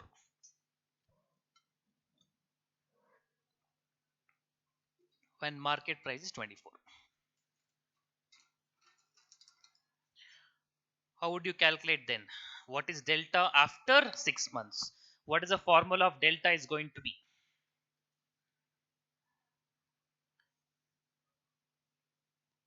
Delta is calculated by difference in intrinsic value divided by difference in market price. That is easy to do. Don't use H minus SP and all. We already know the values now. So you can use that formula, C1 minus C2 divided by S1 minus S2.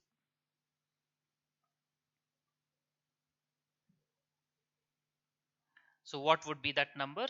C1 minus C2 is 3.8 and 0.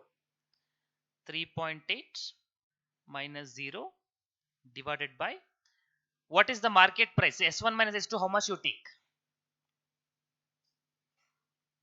Will you take 24.16? Will you take 28.8, 19.2? Will you take 19.2, 12.8? What is high price minus low price going to be?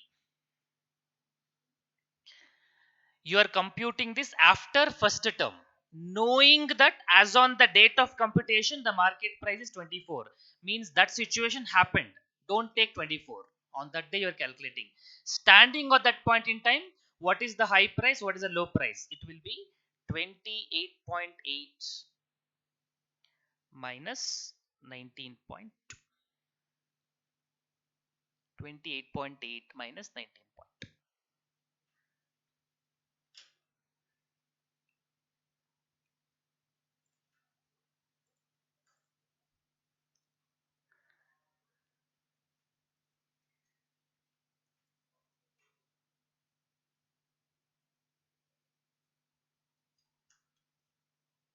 You get 0.395. Okay, we'll round it off. 0.40.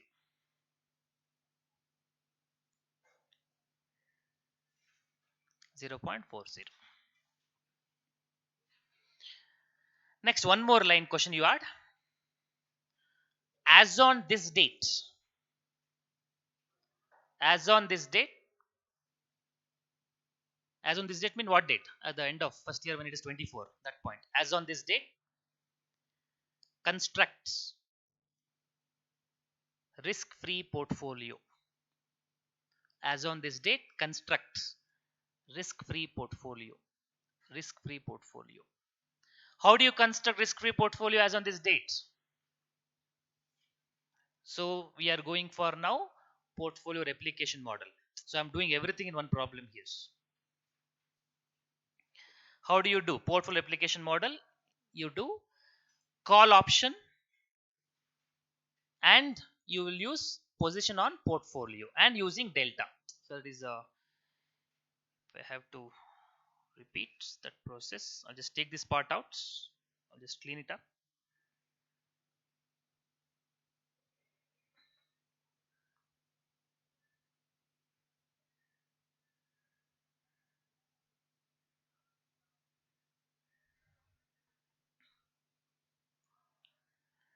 Okay, what is the value of delta we got?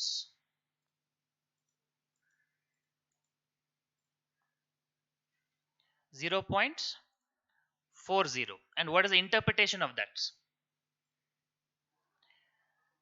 Delta 0.40 means, yes, if there is 1% change in market price, option will change by 0.4%.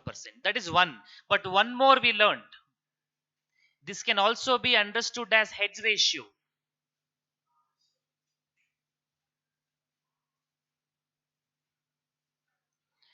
So what does this 0.40 means? The risk of one call option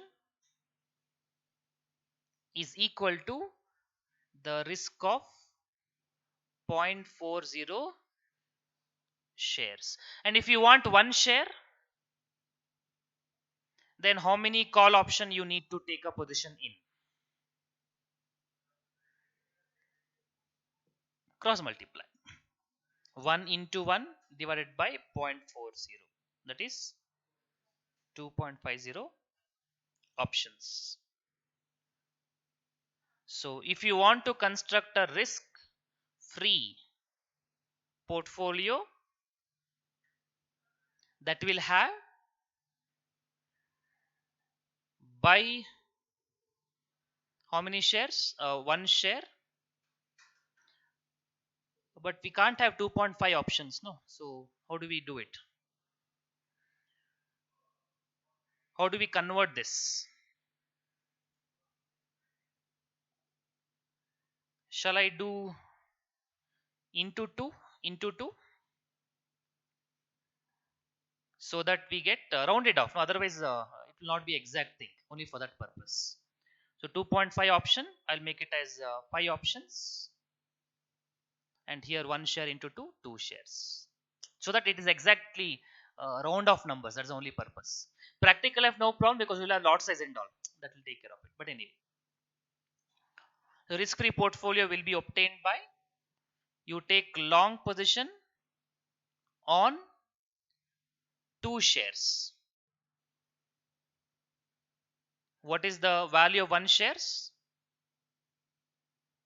Share price today is 20 rupees, I think. No, not 20 rupees. This is after 6th month. That is 24 rupees. Therefore, your position on portfolio is 48 rupees. Long on 2 shares.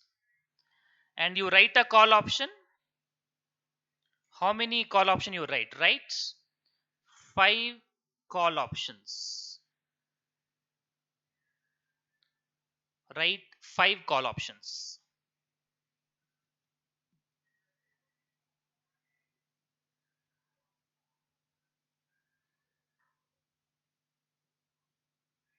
If you write 5 call options, how much amount will you receive or will you pay? You are writer of call options, so you will receive premium. How much will you receive? 5 call option, so 5 options multiplied by Option premium. How much is option premium?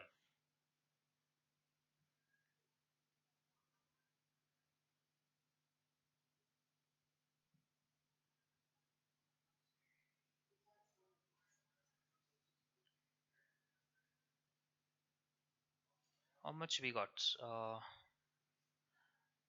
Okay, when are we calculating this? When this risk free portfolio is calculated?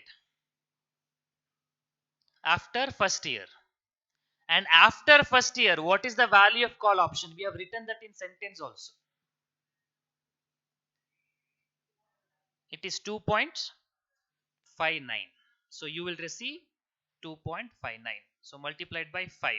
How much you get? 10, 11 something or 12 something. 12.95. Okay. Now if I want net amount, do you think I need to receive or I need to pay? I mean, net amount will be minus or plus 48 minus 12 or 48 plus 12.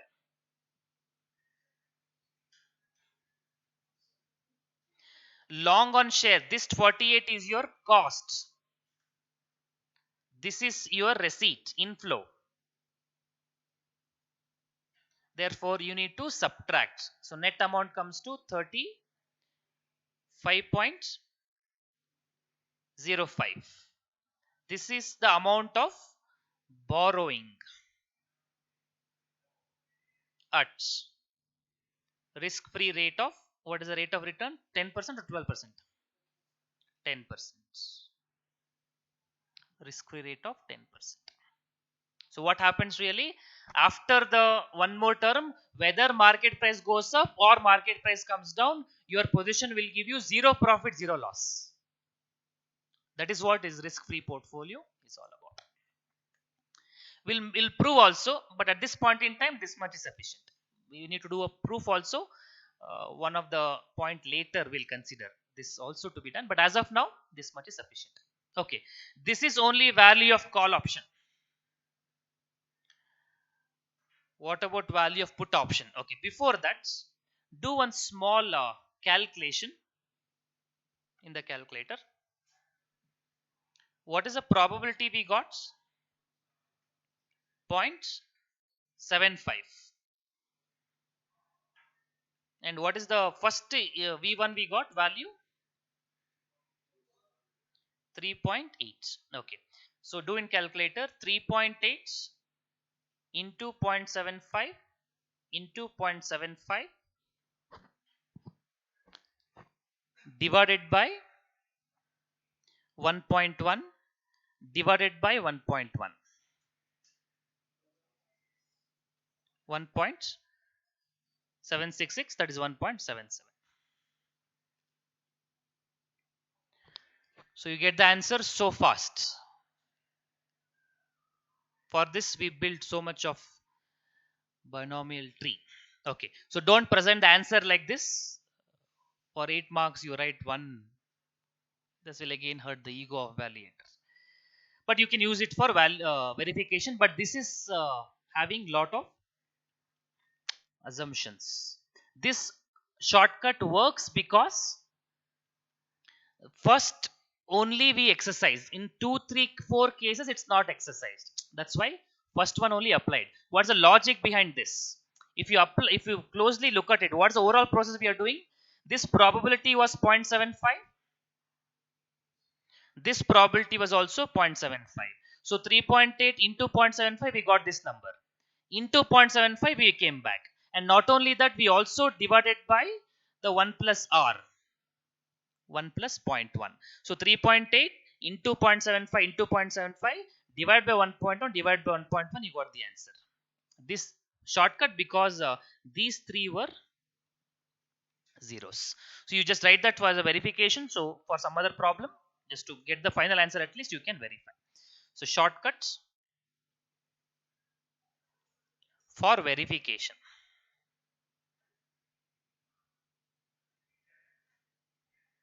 3.8 into 0.75 into 0.75 divided by 1.10 and divide by 1.10. This basically V1 multiplied by probability divided by 1 plus R and divided by 1 plus R. That is also 1.77. Again, when does this apply? Only when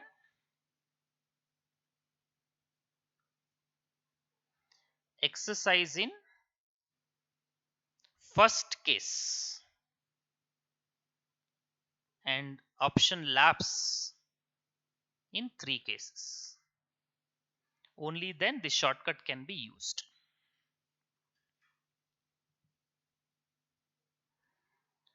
So this is the shortcut for value of call option.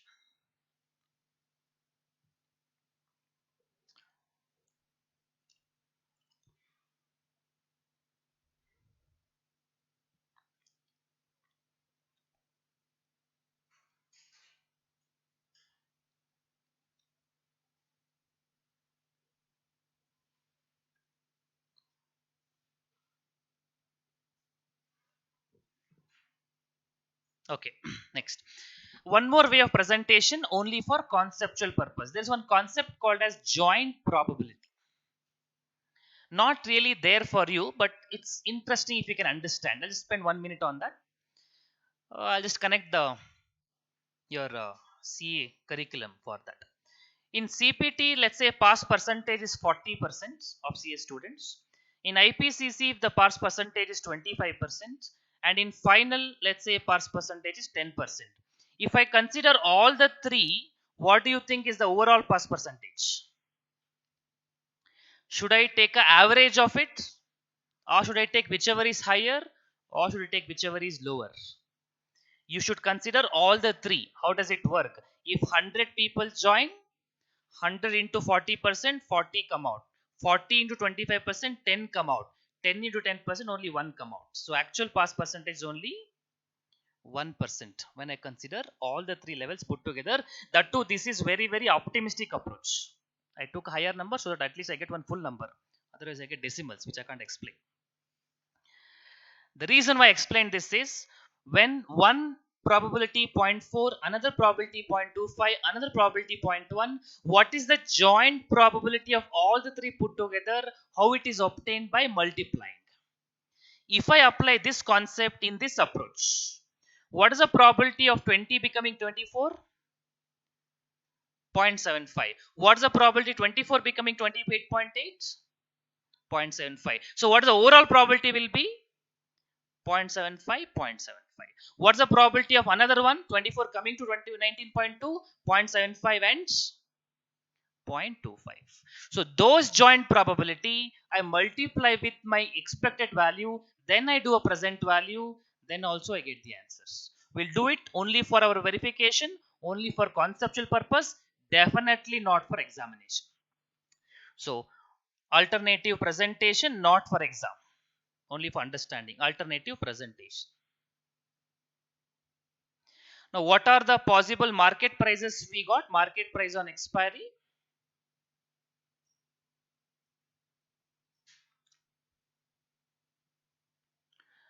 What are the numbers we got? 28.8.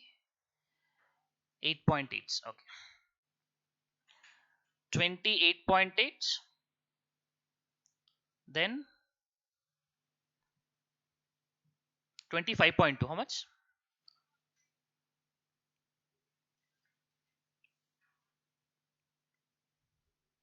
20? 19 point. Okay. 19.2. Then again 19.2.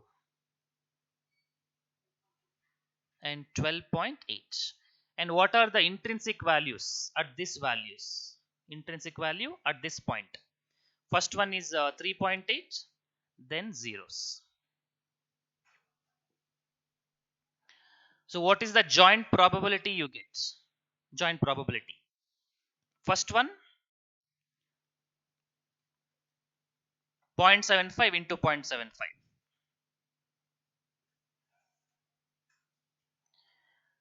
Which is 0.5625. Second one 0.75 up, then down. So 0.75 into 0.25. 0.1875. Then this is 0.25 into 0.75 because first it down, then up. Again 0.1875 only. Last one 0.25, 0.25 down and down. DD 0.0625. Just as a verification, total of the probability should be 1.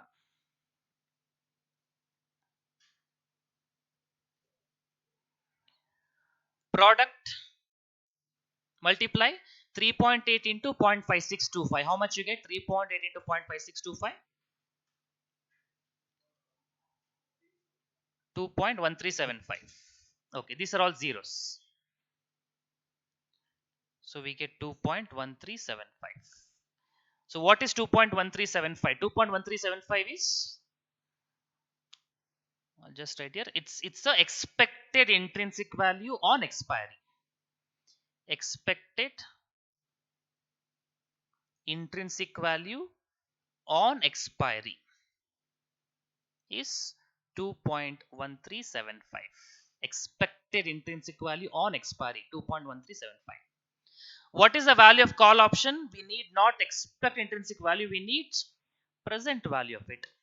Present value of expected intrinsic value. This is what we did in the risk neutrality model also. Present value of expected intrinsic value. Expected intrinsic value 2.1375.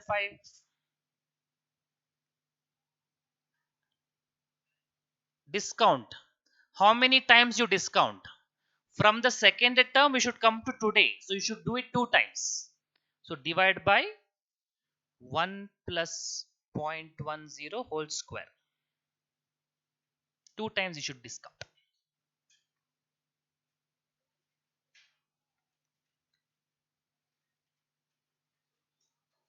1.766, 1.77.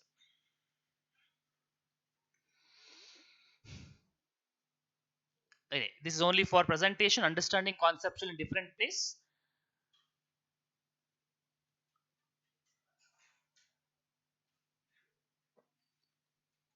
Don't represent this in exams.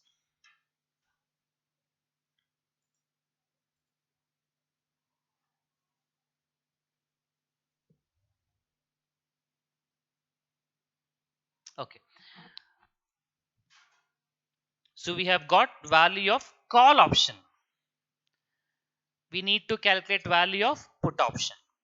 Of course, we can easily do it in exam by using put call parity theorem. That's correct method, faster method. But only for our practice purpose, we'll recalculate this process for put option. But first 2 steps need not be repeated because probability remains same, prices on expiry also remain same. Only what changes is the third step, value of puts. So only third step you please try to calculate.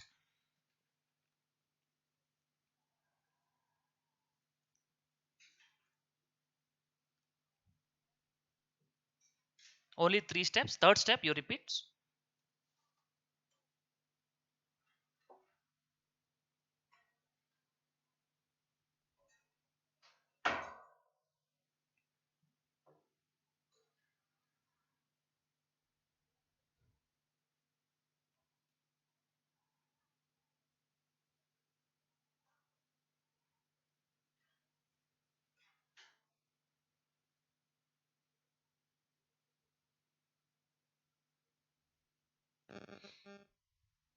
How much is going to be? V1. Remember this put option, it is strike price minus market price. 25 minus 28.8. 25 minus 19.2. 25 minus 19.2. 25 minus 12.8. So you get the values as 0 first one because you don't exercise, second one 5.8, third one 5.8, fourth one 12.2. Since you are getting different numbers, our shortcut method will not be applicable here. but tabular presentation can still be applied.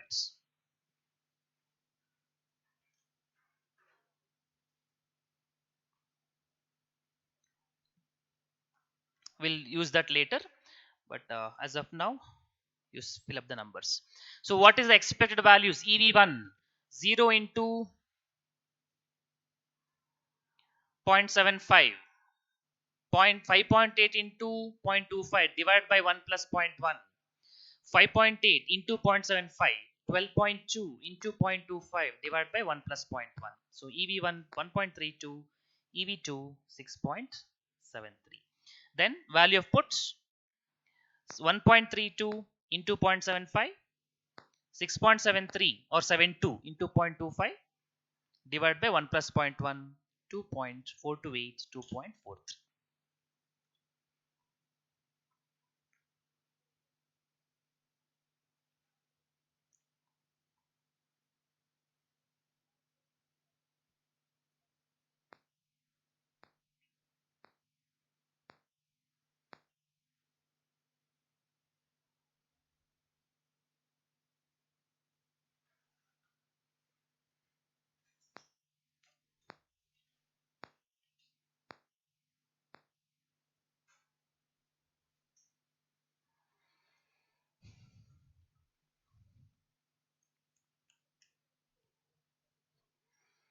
So divide by 1.1.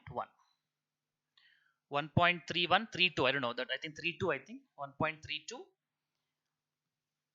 into 0.75, 6.73 into 0.25. Okay, I'll make that change. Just give me 1 second, I'll just adjust it.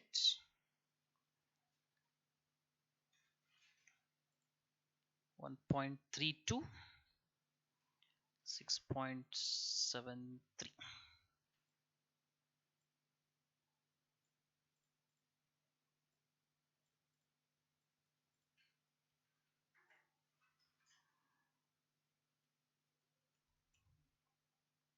Hope you get 2.428.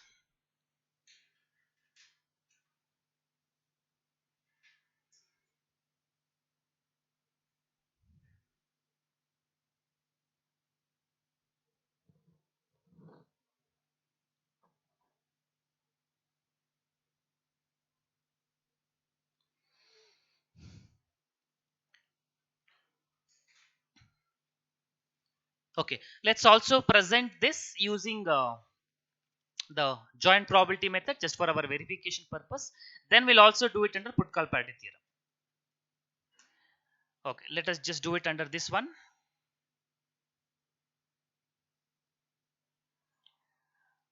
How much you get? Intrinsic values are different, probabilities are same.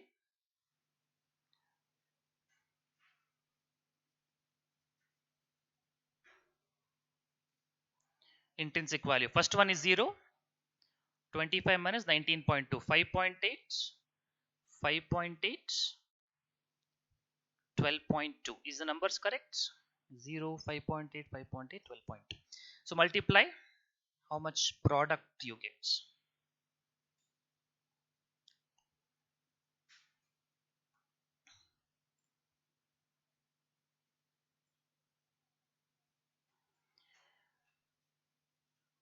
So first is 0,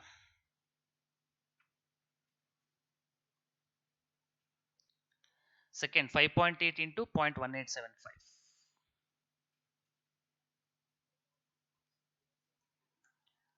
1.08, 1.0875. Again this also 1.0875, 12.2 into 0.0625,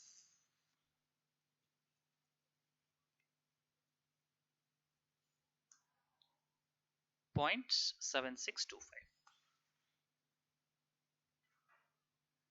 So total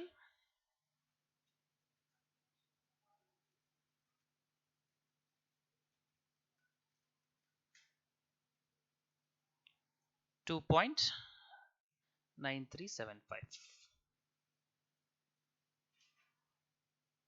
Therefore value of put present value of expected intrinsic value, that is 2.9375 divided by 1 plus 0.10 whole square. 2.9375 divided by 1.10 whole square. 2.427, that is 2.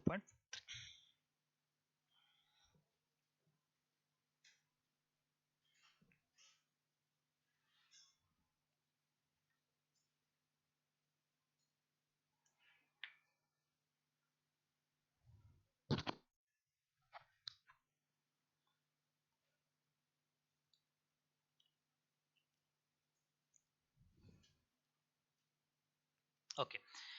Now let's do it using put call parity theorem.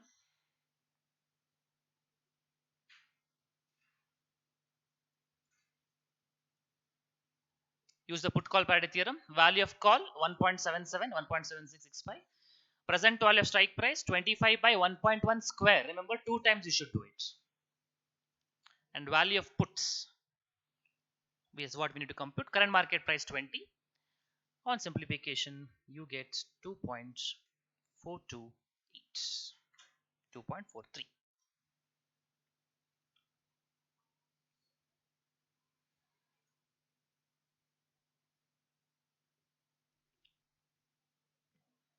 Okay, so one problem where we did from the call option to the put option, verification, alternative presentation, put call parity theorem, even building a risk-free asset, risk-free portfolio. That is also we have applied. Let's come to the next model in option valuation, that is Black-Scholes model. Black-Scholes model assumes few points. Let's go through those points. It does not require explanation, but it comes in the exam as theory question. So let's just quickly run through that.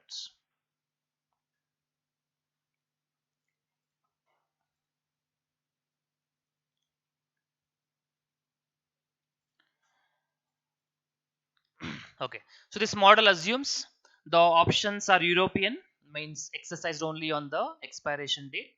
No dividends are paid during the life, and if any dividend, we have to subtract the present value of dividend from spot price. Markets are efficient, no commission, that is basically no transaction charges, risk free rate and volatility of the underlying are known and constant. Regular assumption, and this is important, it assumes log normal distributions. That means they are following normal distributions. So before we start the Black-Scholes model, let us understand some basic points of the normal curve.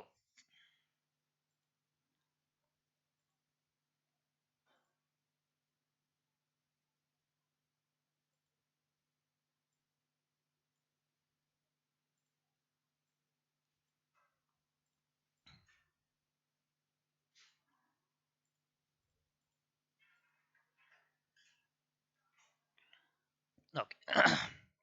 Normal curve looks like this, a bell shaped curve where left extreme represent minus infinity, right extreme represents plus infinity, and the top here, the peak point, here it is 0.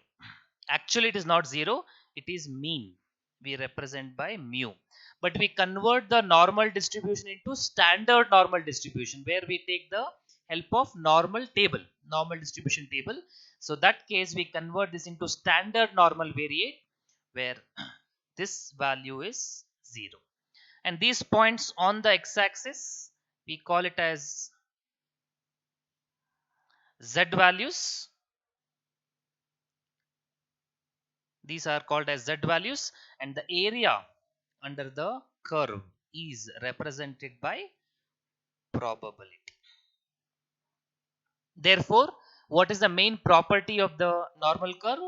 Area under the curve, or area from minus infinity to plus infinity, the total area is equal to 1, because this represents probability. Probability is Sum of probability is 1. So total area under the normal curve is 1. That is 1 point. Then it distributes into two equal parts. So the first half, the first half left side is exactly the same as right side. So left side part of the curve represent 50%, that is 0.5, and right side part of the curve also represents, which is 0.5. So area from minus infinity to 0 is same as area from uh, 0 to infinity, which is 0.5 each. Means the center part divides the distribution into two equal parts. So first half is 50%, second half is 50%. Minus infinity to 0, the probability is 0.5. 0 to infinity plus infinity is also 0.5. So in religion, some people think that we have something called as God. So if you say mathematics is a religion, for us we have infinity. That is the name of God. And in religion, if you say devils, we have in mathematics, that is minus infinity. In religion, we are humans. In mathematics, we are all zeros. So you can also compare like this, or if you compare your lifetime divided into normal curve, also makes sense. Sometimes you feel very happy, you feel like on the top of the world, plus infinity. Sometimes you are very, very bad, like everybody is going against you, minus infinity. But most of your lifetime is around 0. That is where the maximum area also is in the normal curve. That's why it's normal life. This curve is normal curve. Okay, main property. We have a formula to compute the probability, that is not required. But what we do is we take help of normal distribution table. Normal distribution table. Where we write like this. We will have two columns, one for the z values and another one is the area. So if I tell you z value is 1 and area is like some 0.8517, I don't know the number, approximately. If z value is 1 and area is 0.8517, that actually means if I draw a normal curve, hope it looks like a normal curve, 0 minus infinity plus infinity, this area from minus infinity to z1, z is equal to 1. So z value is this, equal to 1. This area under the curve, this portion from minus infinity to z value equals to 1, this region is represented as area of 0.8517. Now if I type like z equal to 2, like I don't know, some point, let's say 95, that means minus infinity to 2. That area is 0.95 or 0.95%. You can see that values are increasing in nature. 0.85, 0.95. The reason is when you move right, you are covering more and more area. Minus infinity to 1, you cover this much. Minus infinity to 2 means you moved even more right side. So area covered is high. So you keep increasing from left to right. That is, area starts increasing. That means our starting point is minus infinity. And if you go up to the end point is called as infinity. Sometimes they will give you the table as something as one-tailed distribution and two-tailed distribution. We'll come to that, but before that, one more point. This normal curve is symmetric in nature. I'll just take out this part. Normal curve is symmetrical in nature. Symmetrical means the left side of the curve is exactly a mirror image of right side of the curve. In other words, we can say area from minus infinity to, let's say, plus 1 is same as area from area from plus infinity to minus 1, which means if I draw the normal curve, as 0, minus infinity, plus infinity. If I have something like minus 1, if this region, this minus infinity to minus 1, suppose if this region happens to be, let's say, 5% of the curve, then the exact same thing should be reflected in the right extreme, that is from area 1 to infinity. So left extreme minus infinity minus 1, right extreme plus 1 and plus infinity, that should also be equal to exactly the same percentage. So this area from 1 to infinity, that also should be same. That is what is called as symmetrical in nature. Area between minus infinity and minus 1 and area between plus 1 plus infinity, both are same. Both are equal. So these end points are called as tails at the end of the points. So when they give you one tail curve, one tail area, that means they are giving only one number. And if they give you two tail area, that means they are giving you two values put together. Okay, we'll come to that point. You can write up to this stage, and if you have any doubts, you can get it clarified. If you know a normal curve, it's fine. If not, you can just take down these points, and if you have any doubts, you can ask.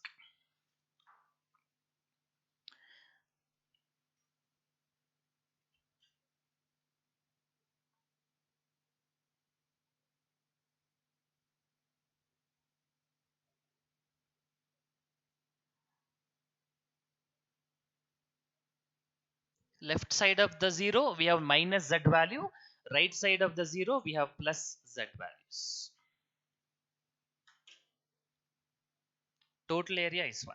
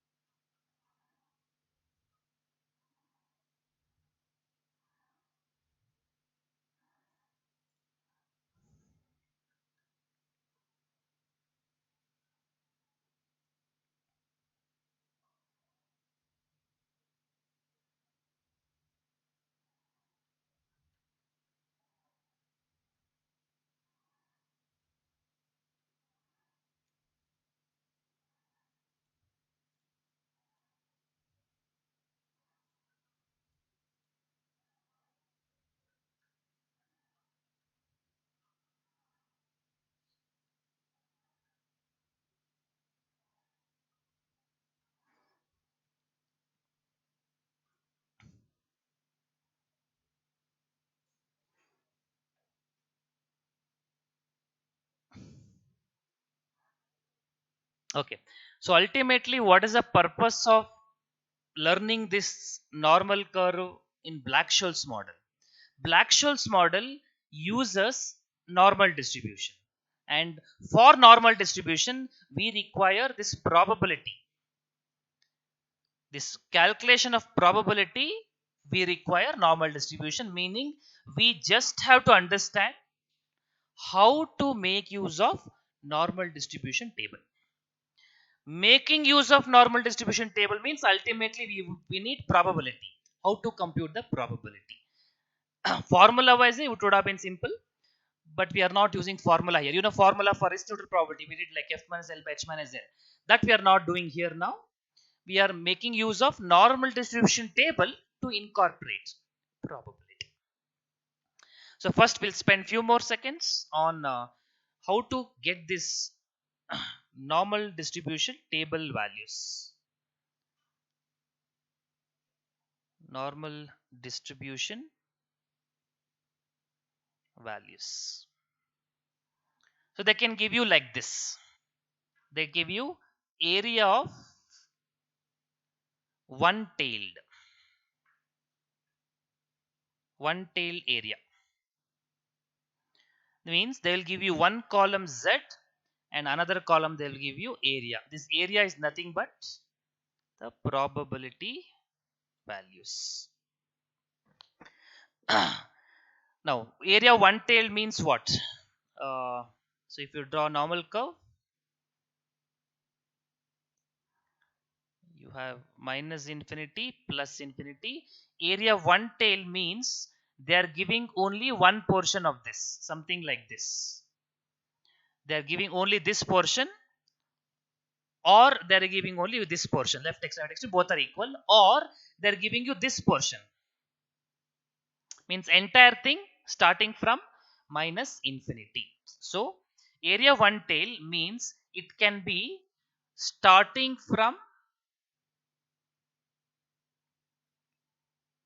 minus infinity, that is one, or one more, area of one tailed means starting from plus infinity. Now how do we know that whether this table, that is Z and area, is starting from minus infinity or starting from plus infinity? If you start from minus infinity, as you move right side, the area covered also will be more and more as you move to the right side. But when you start from infinity, that is you move to the backwards, the area covered will be less. So when the area is increasing in nature, then that is starting point is minus infinity. If the area is decreasing in nature, that means you are covering less and less, that is starting from plus infinity. So they will not specify sometime in the problem, you have to understand it. Sometime they give you area of two tailed.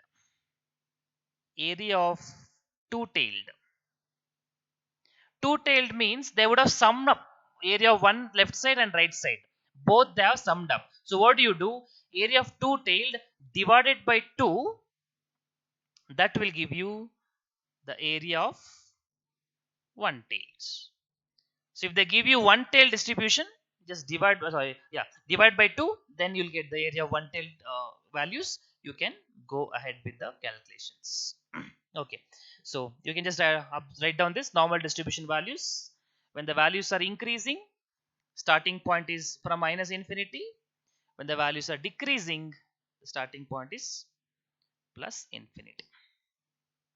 That is one possibility. Area one tailed. Second possibility,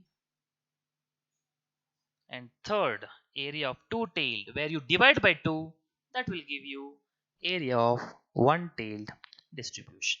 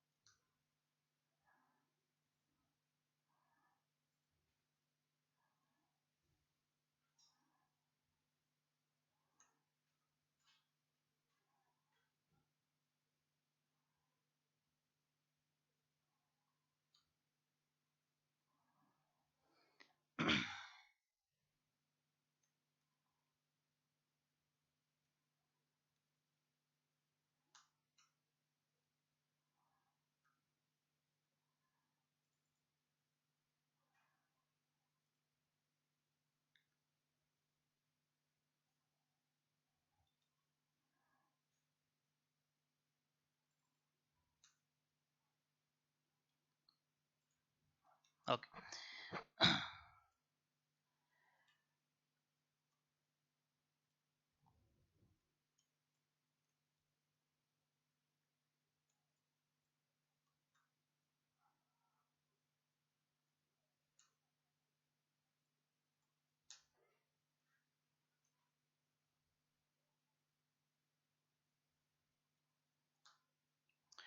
Okay, suppose you take the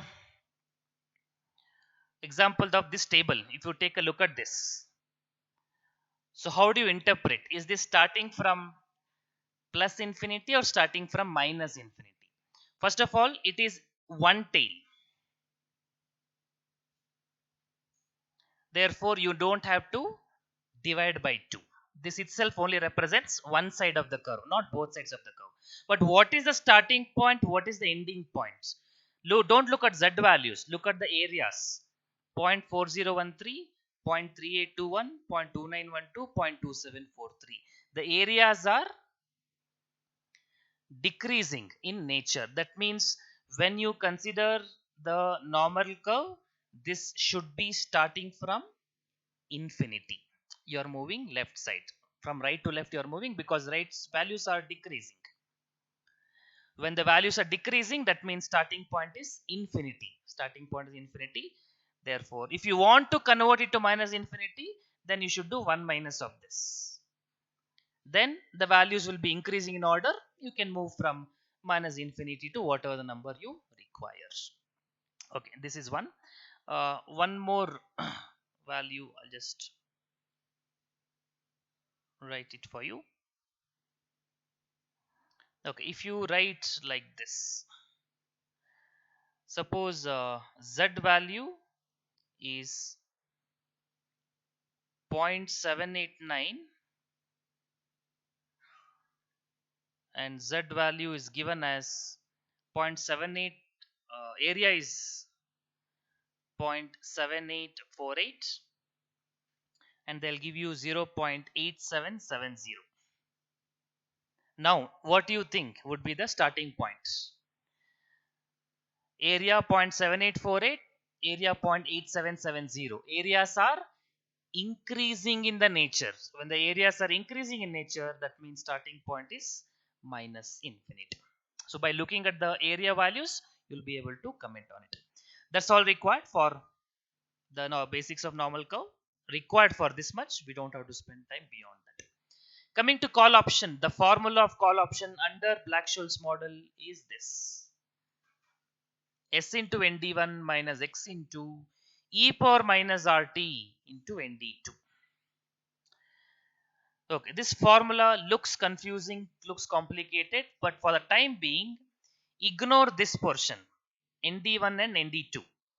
Let's fill up later. What remains we get, or what is the general formula of call option? Intrinsic value. Intrinsic value of call option is given by the market price minus strike price. Now, here what we are doing, X is strike price, excise price. They've used the short form of X. E power minus RT. What is the meaning of multiplying e power minus RT? That is nothing but a present value. So this right side part will represent the today value of strike price. And left side what we have on the first part of it, we have market price. Market price nothing but we have spot price. So this very resembling our basic intrinsic value of call option. Market price minus strike price. This S represents the spot price at the underlying asset. So spot price minus X into e power minus RT. Then ND1, ND2, what does it represent? Those represents the normal distribution values. So ND1 represents normal or area in normal curve. Area under normal curve. From minus infinity to D1. And ND2 means area under normal curve.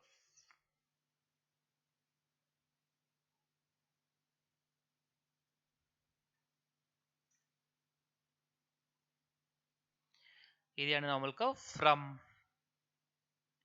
minus infinity to d2. This use it only for remembering purpose. That's it. Value of call, the basic formula is being applied. Or do you remember what is the formula under portfolio replication approach we had applied? Spot price into delta, that is present value, minus the present value when the market price is down. The delta is nothing but here D1, D2 adjustment. So D1, D2 is that D1 and D2 values are also adjusted for delta values, are also called as delta values. Anyway, now the question comes, okay, what is this D1? What is D2? We have a formula again to compute D1 separately, D2 separately. So broadly, computation of Black-Scholes model follows three-step approach. First step, we compute D1, D2, we compute ND1, ND2, and then we substitute in this formula, we get the answers. Let us look at what is D1 value. D1 value is this. D1 equals ln divided by s by x. It's not in, it is ln. Ln stands for natural logarithm. Means e value. I don't know if you remember this. I told you this one concept when we did the portfolio. No, what portfolio in futures, where we talked about one problem was there. I think I did not took the class, but we had a video shared there that they had given interest continuously compounded effective rate of interest. We had to compute normal rate of interest where they had given ln values. Using the ln values, we computed what is the e value there, that one. So basically this base, so when I say ln, this base is always representing e in logarithms. Natural logarithm l, logarithm n natural.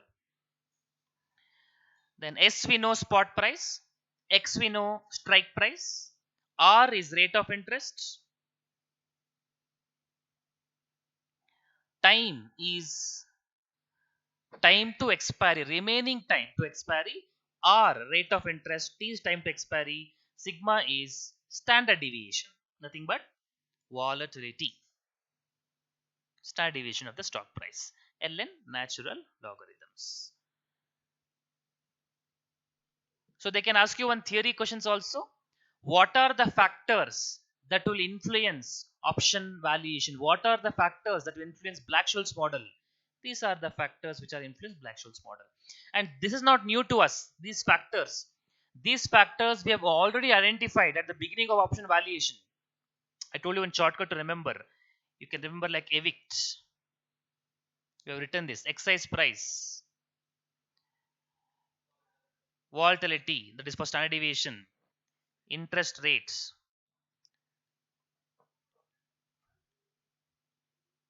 current market price, spot price, C, time to expiry. So these are the one which we have here also. So ultimately, those factors will influence Black-Scholes model also. Only additional thing is Black-Scholes model going for natural logarithms and normal distribution approach. We followed risk neutral probability under binomial model. Here they follow normal distribution for probability purpose.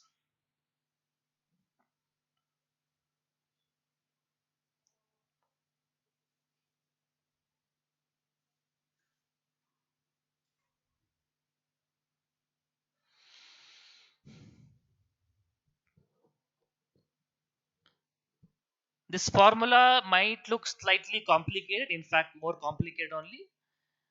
But remember the basic format: spot price minus current market price minus strike price. That basic format, don't if you remember, the formula also will be easier. And when you people learn so many sections in law, so many case studies in income tax, IDT, which changes daily basis, this formula don't change. So Remembering this formula might easily give you around 8 marks. Why do you give up? And practically, people use this only for all valuation purposes. Even in your accounts, FR, share based valuation or share based payments, when they give you ESOP, how do you think valuations will be done practically? Is using Black-Scholes model. Because for a listed company, option premium will be available from the market. For unlisted company, what do you do? We apply Black-Scholes model. So even in practical life, Black-Scholes model is in use. In fact, this is the only model which is in use. Okay. Okay. E value is there, N value is there. That's much sufficient. Okay. Let's do a problem. From the following data for certain stock, find the value of call option price of the stock now. In our short form, this is S. Excise price, this is X. Spot price is S. Excise price X. Standard deviation of continuously compound annual return, that is sigma.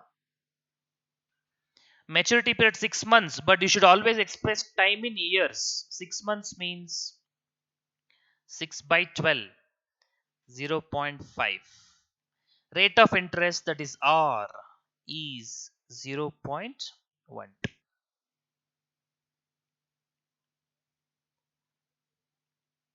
Standard deviation, sigma.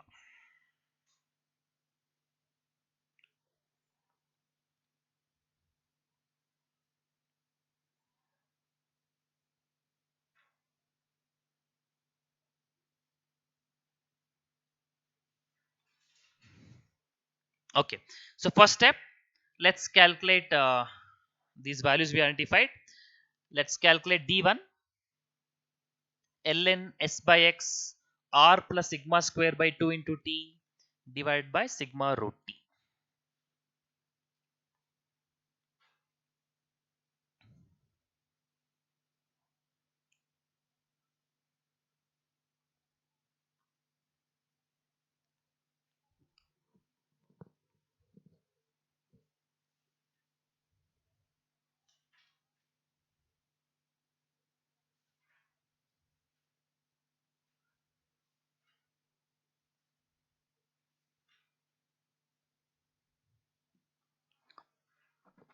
Substitute ln 80, that is spot price 80, strike price 75, r 0.12 sigma square by 2.5 divided by zero point 0.4 sigma root 0.5. So this is 80 by 75 means 1 by 1.0667, then zero point 0.4 square by 2 plus 0.12 means zero point 0.2, and zero point 0.4 into square root of 0.5 means 0.2828. And this number given in the problem itself, ln value 1.0667.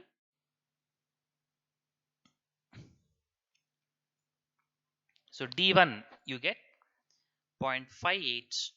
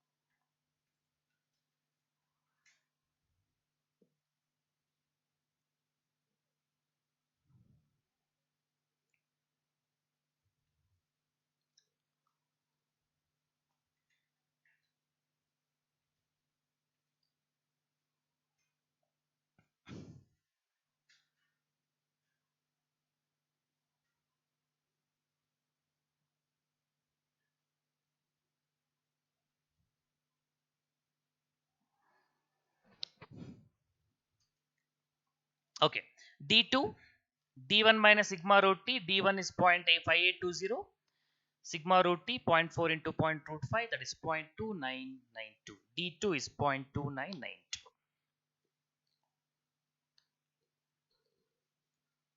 Okay. So what is this 0.5820 means? But we require ND1. That is, we require N of 0.5820. So if you represent in the normal curve, what we require? Middle one 0, minus infinity, plus infinity. We require area from minus infinity to the 0.5820. Whatever the area we get here, the probability is what we require.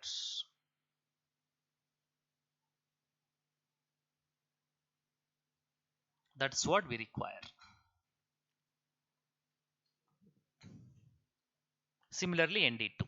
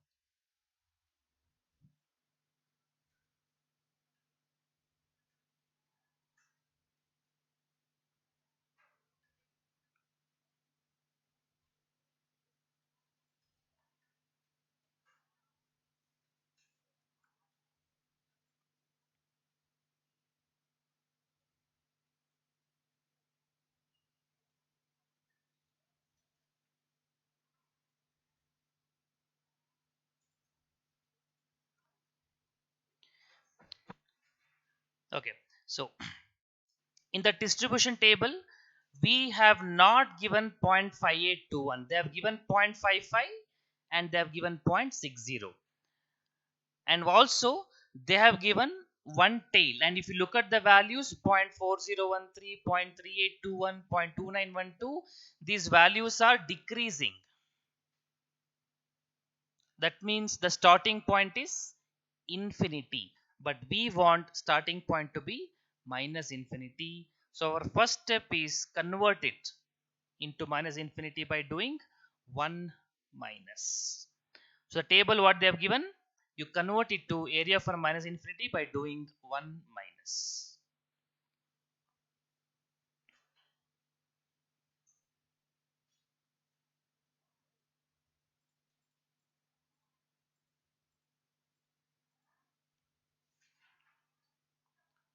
So 1 minus what they have given will get you these numbers.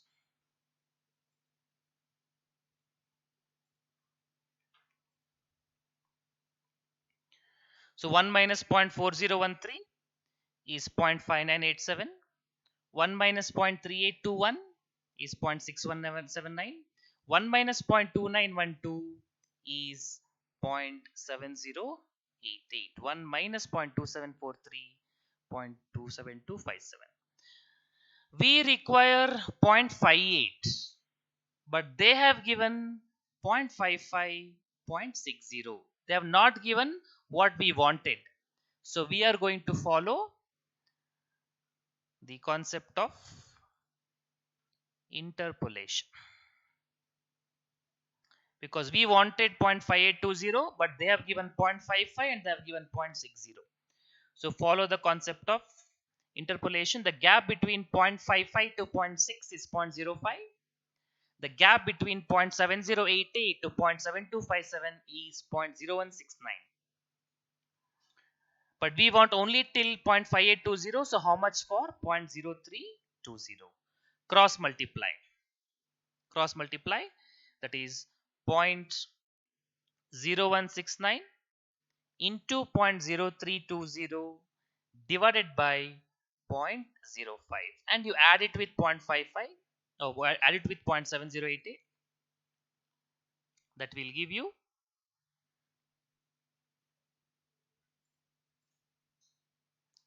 0.7196.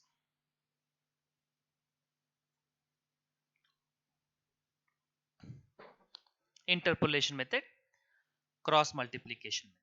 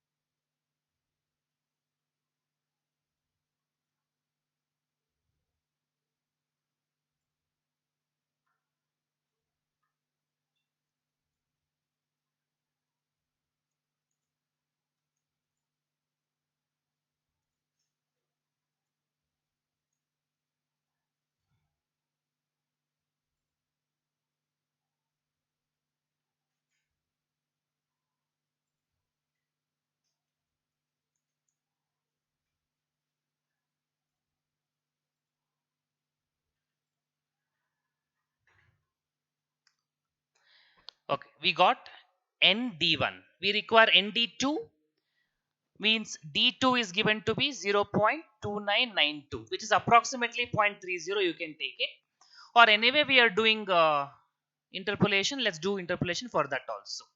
So from 0.25 to 0.30, the gap is 0.05. The gap from 0.5987 to 0.6179 means 0.0192.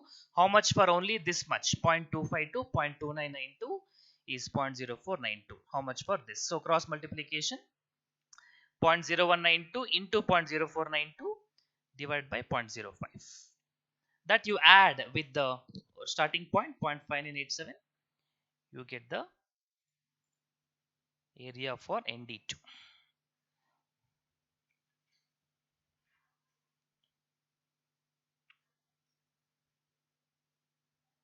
So ND1 is 0.7196, ND2 is 0.6176.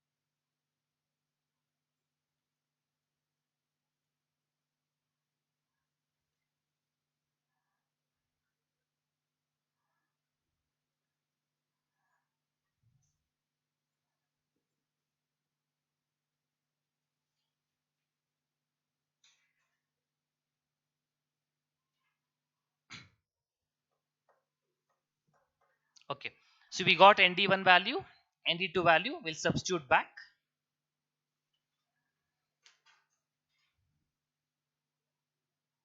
ND1 0.5820, ND2 we got 0.2992, that is 0.7196, 0.6176. We require e power minus RT also. That also will make use of e power minus RT, e to the power of minus 0.5 into 0.12. I think they have not given minus, but they have given plus. E power plus 0.5 into 0.12 they have given. Take a reciprocal of it. That is e power minus RT is nothing but 1 by e to the power of RT. That which they have given 1 by 1.062, which is 0.9416. So value of call ND1 minus ND2. So current market price, spot price is 80, ND1 0.7196, strike price 75,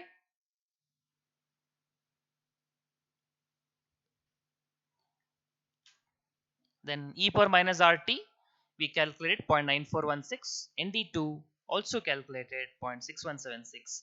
Simplify, so you get approximately 13.95 or 13.96.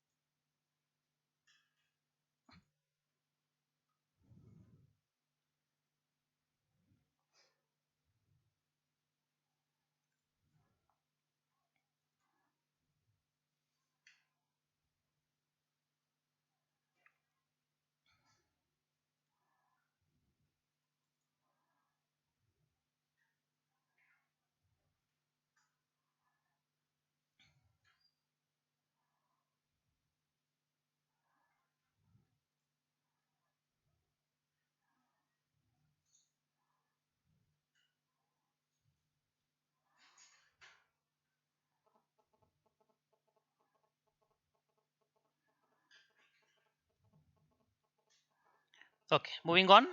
Following information is available for X company shares and call option. Current share price, that is S.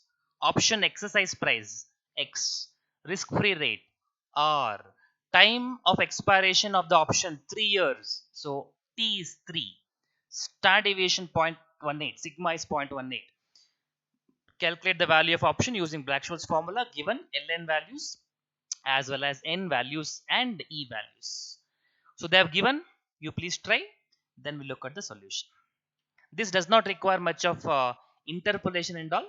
It's much more easier. You can try now.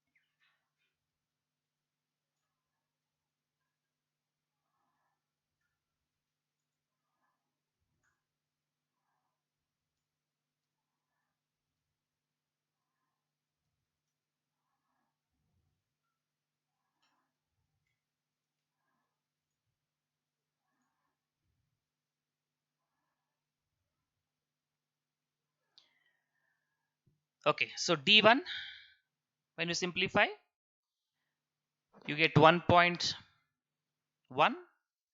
D2 you get 0.78, and D1 1.101 they only have given directly. For D2 0.789 also they have given directly. You don't have to do any interpolation.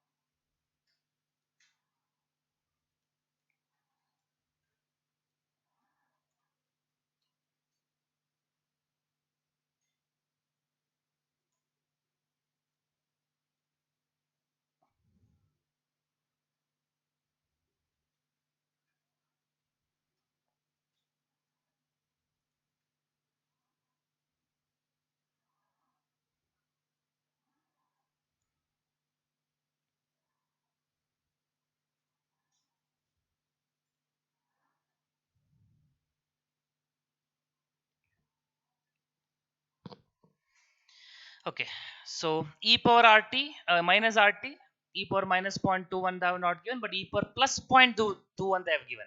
So you do 1 divided by e power rt like the previous one. You get all the three values, simply substitute, you get the value of call.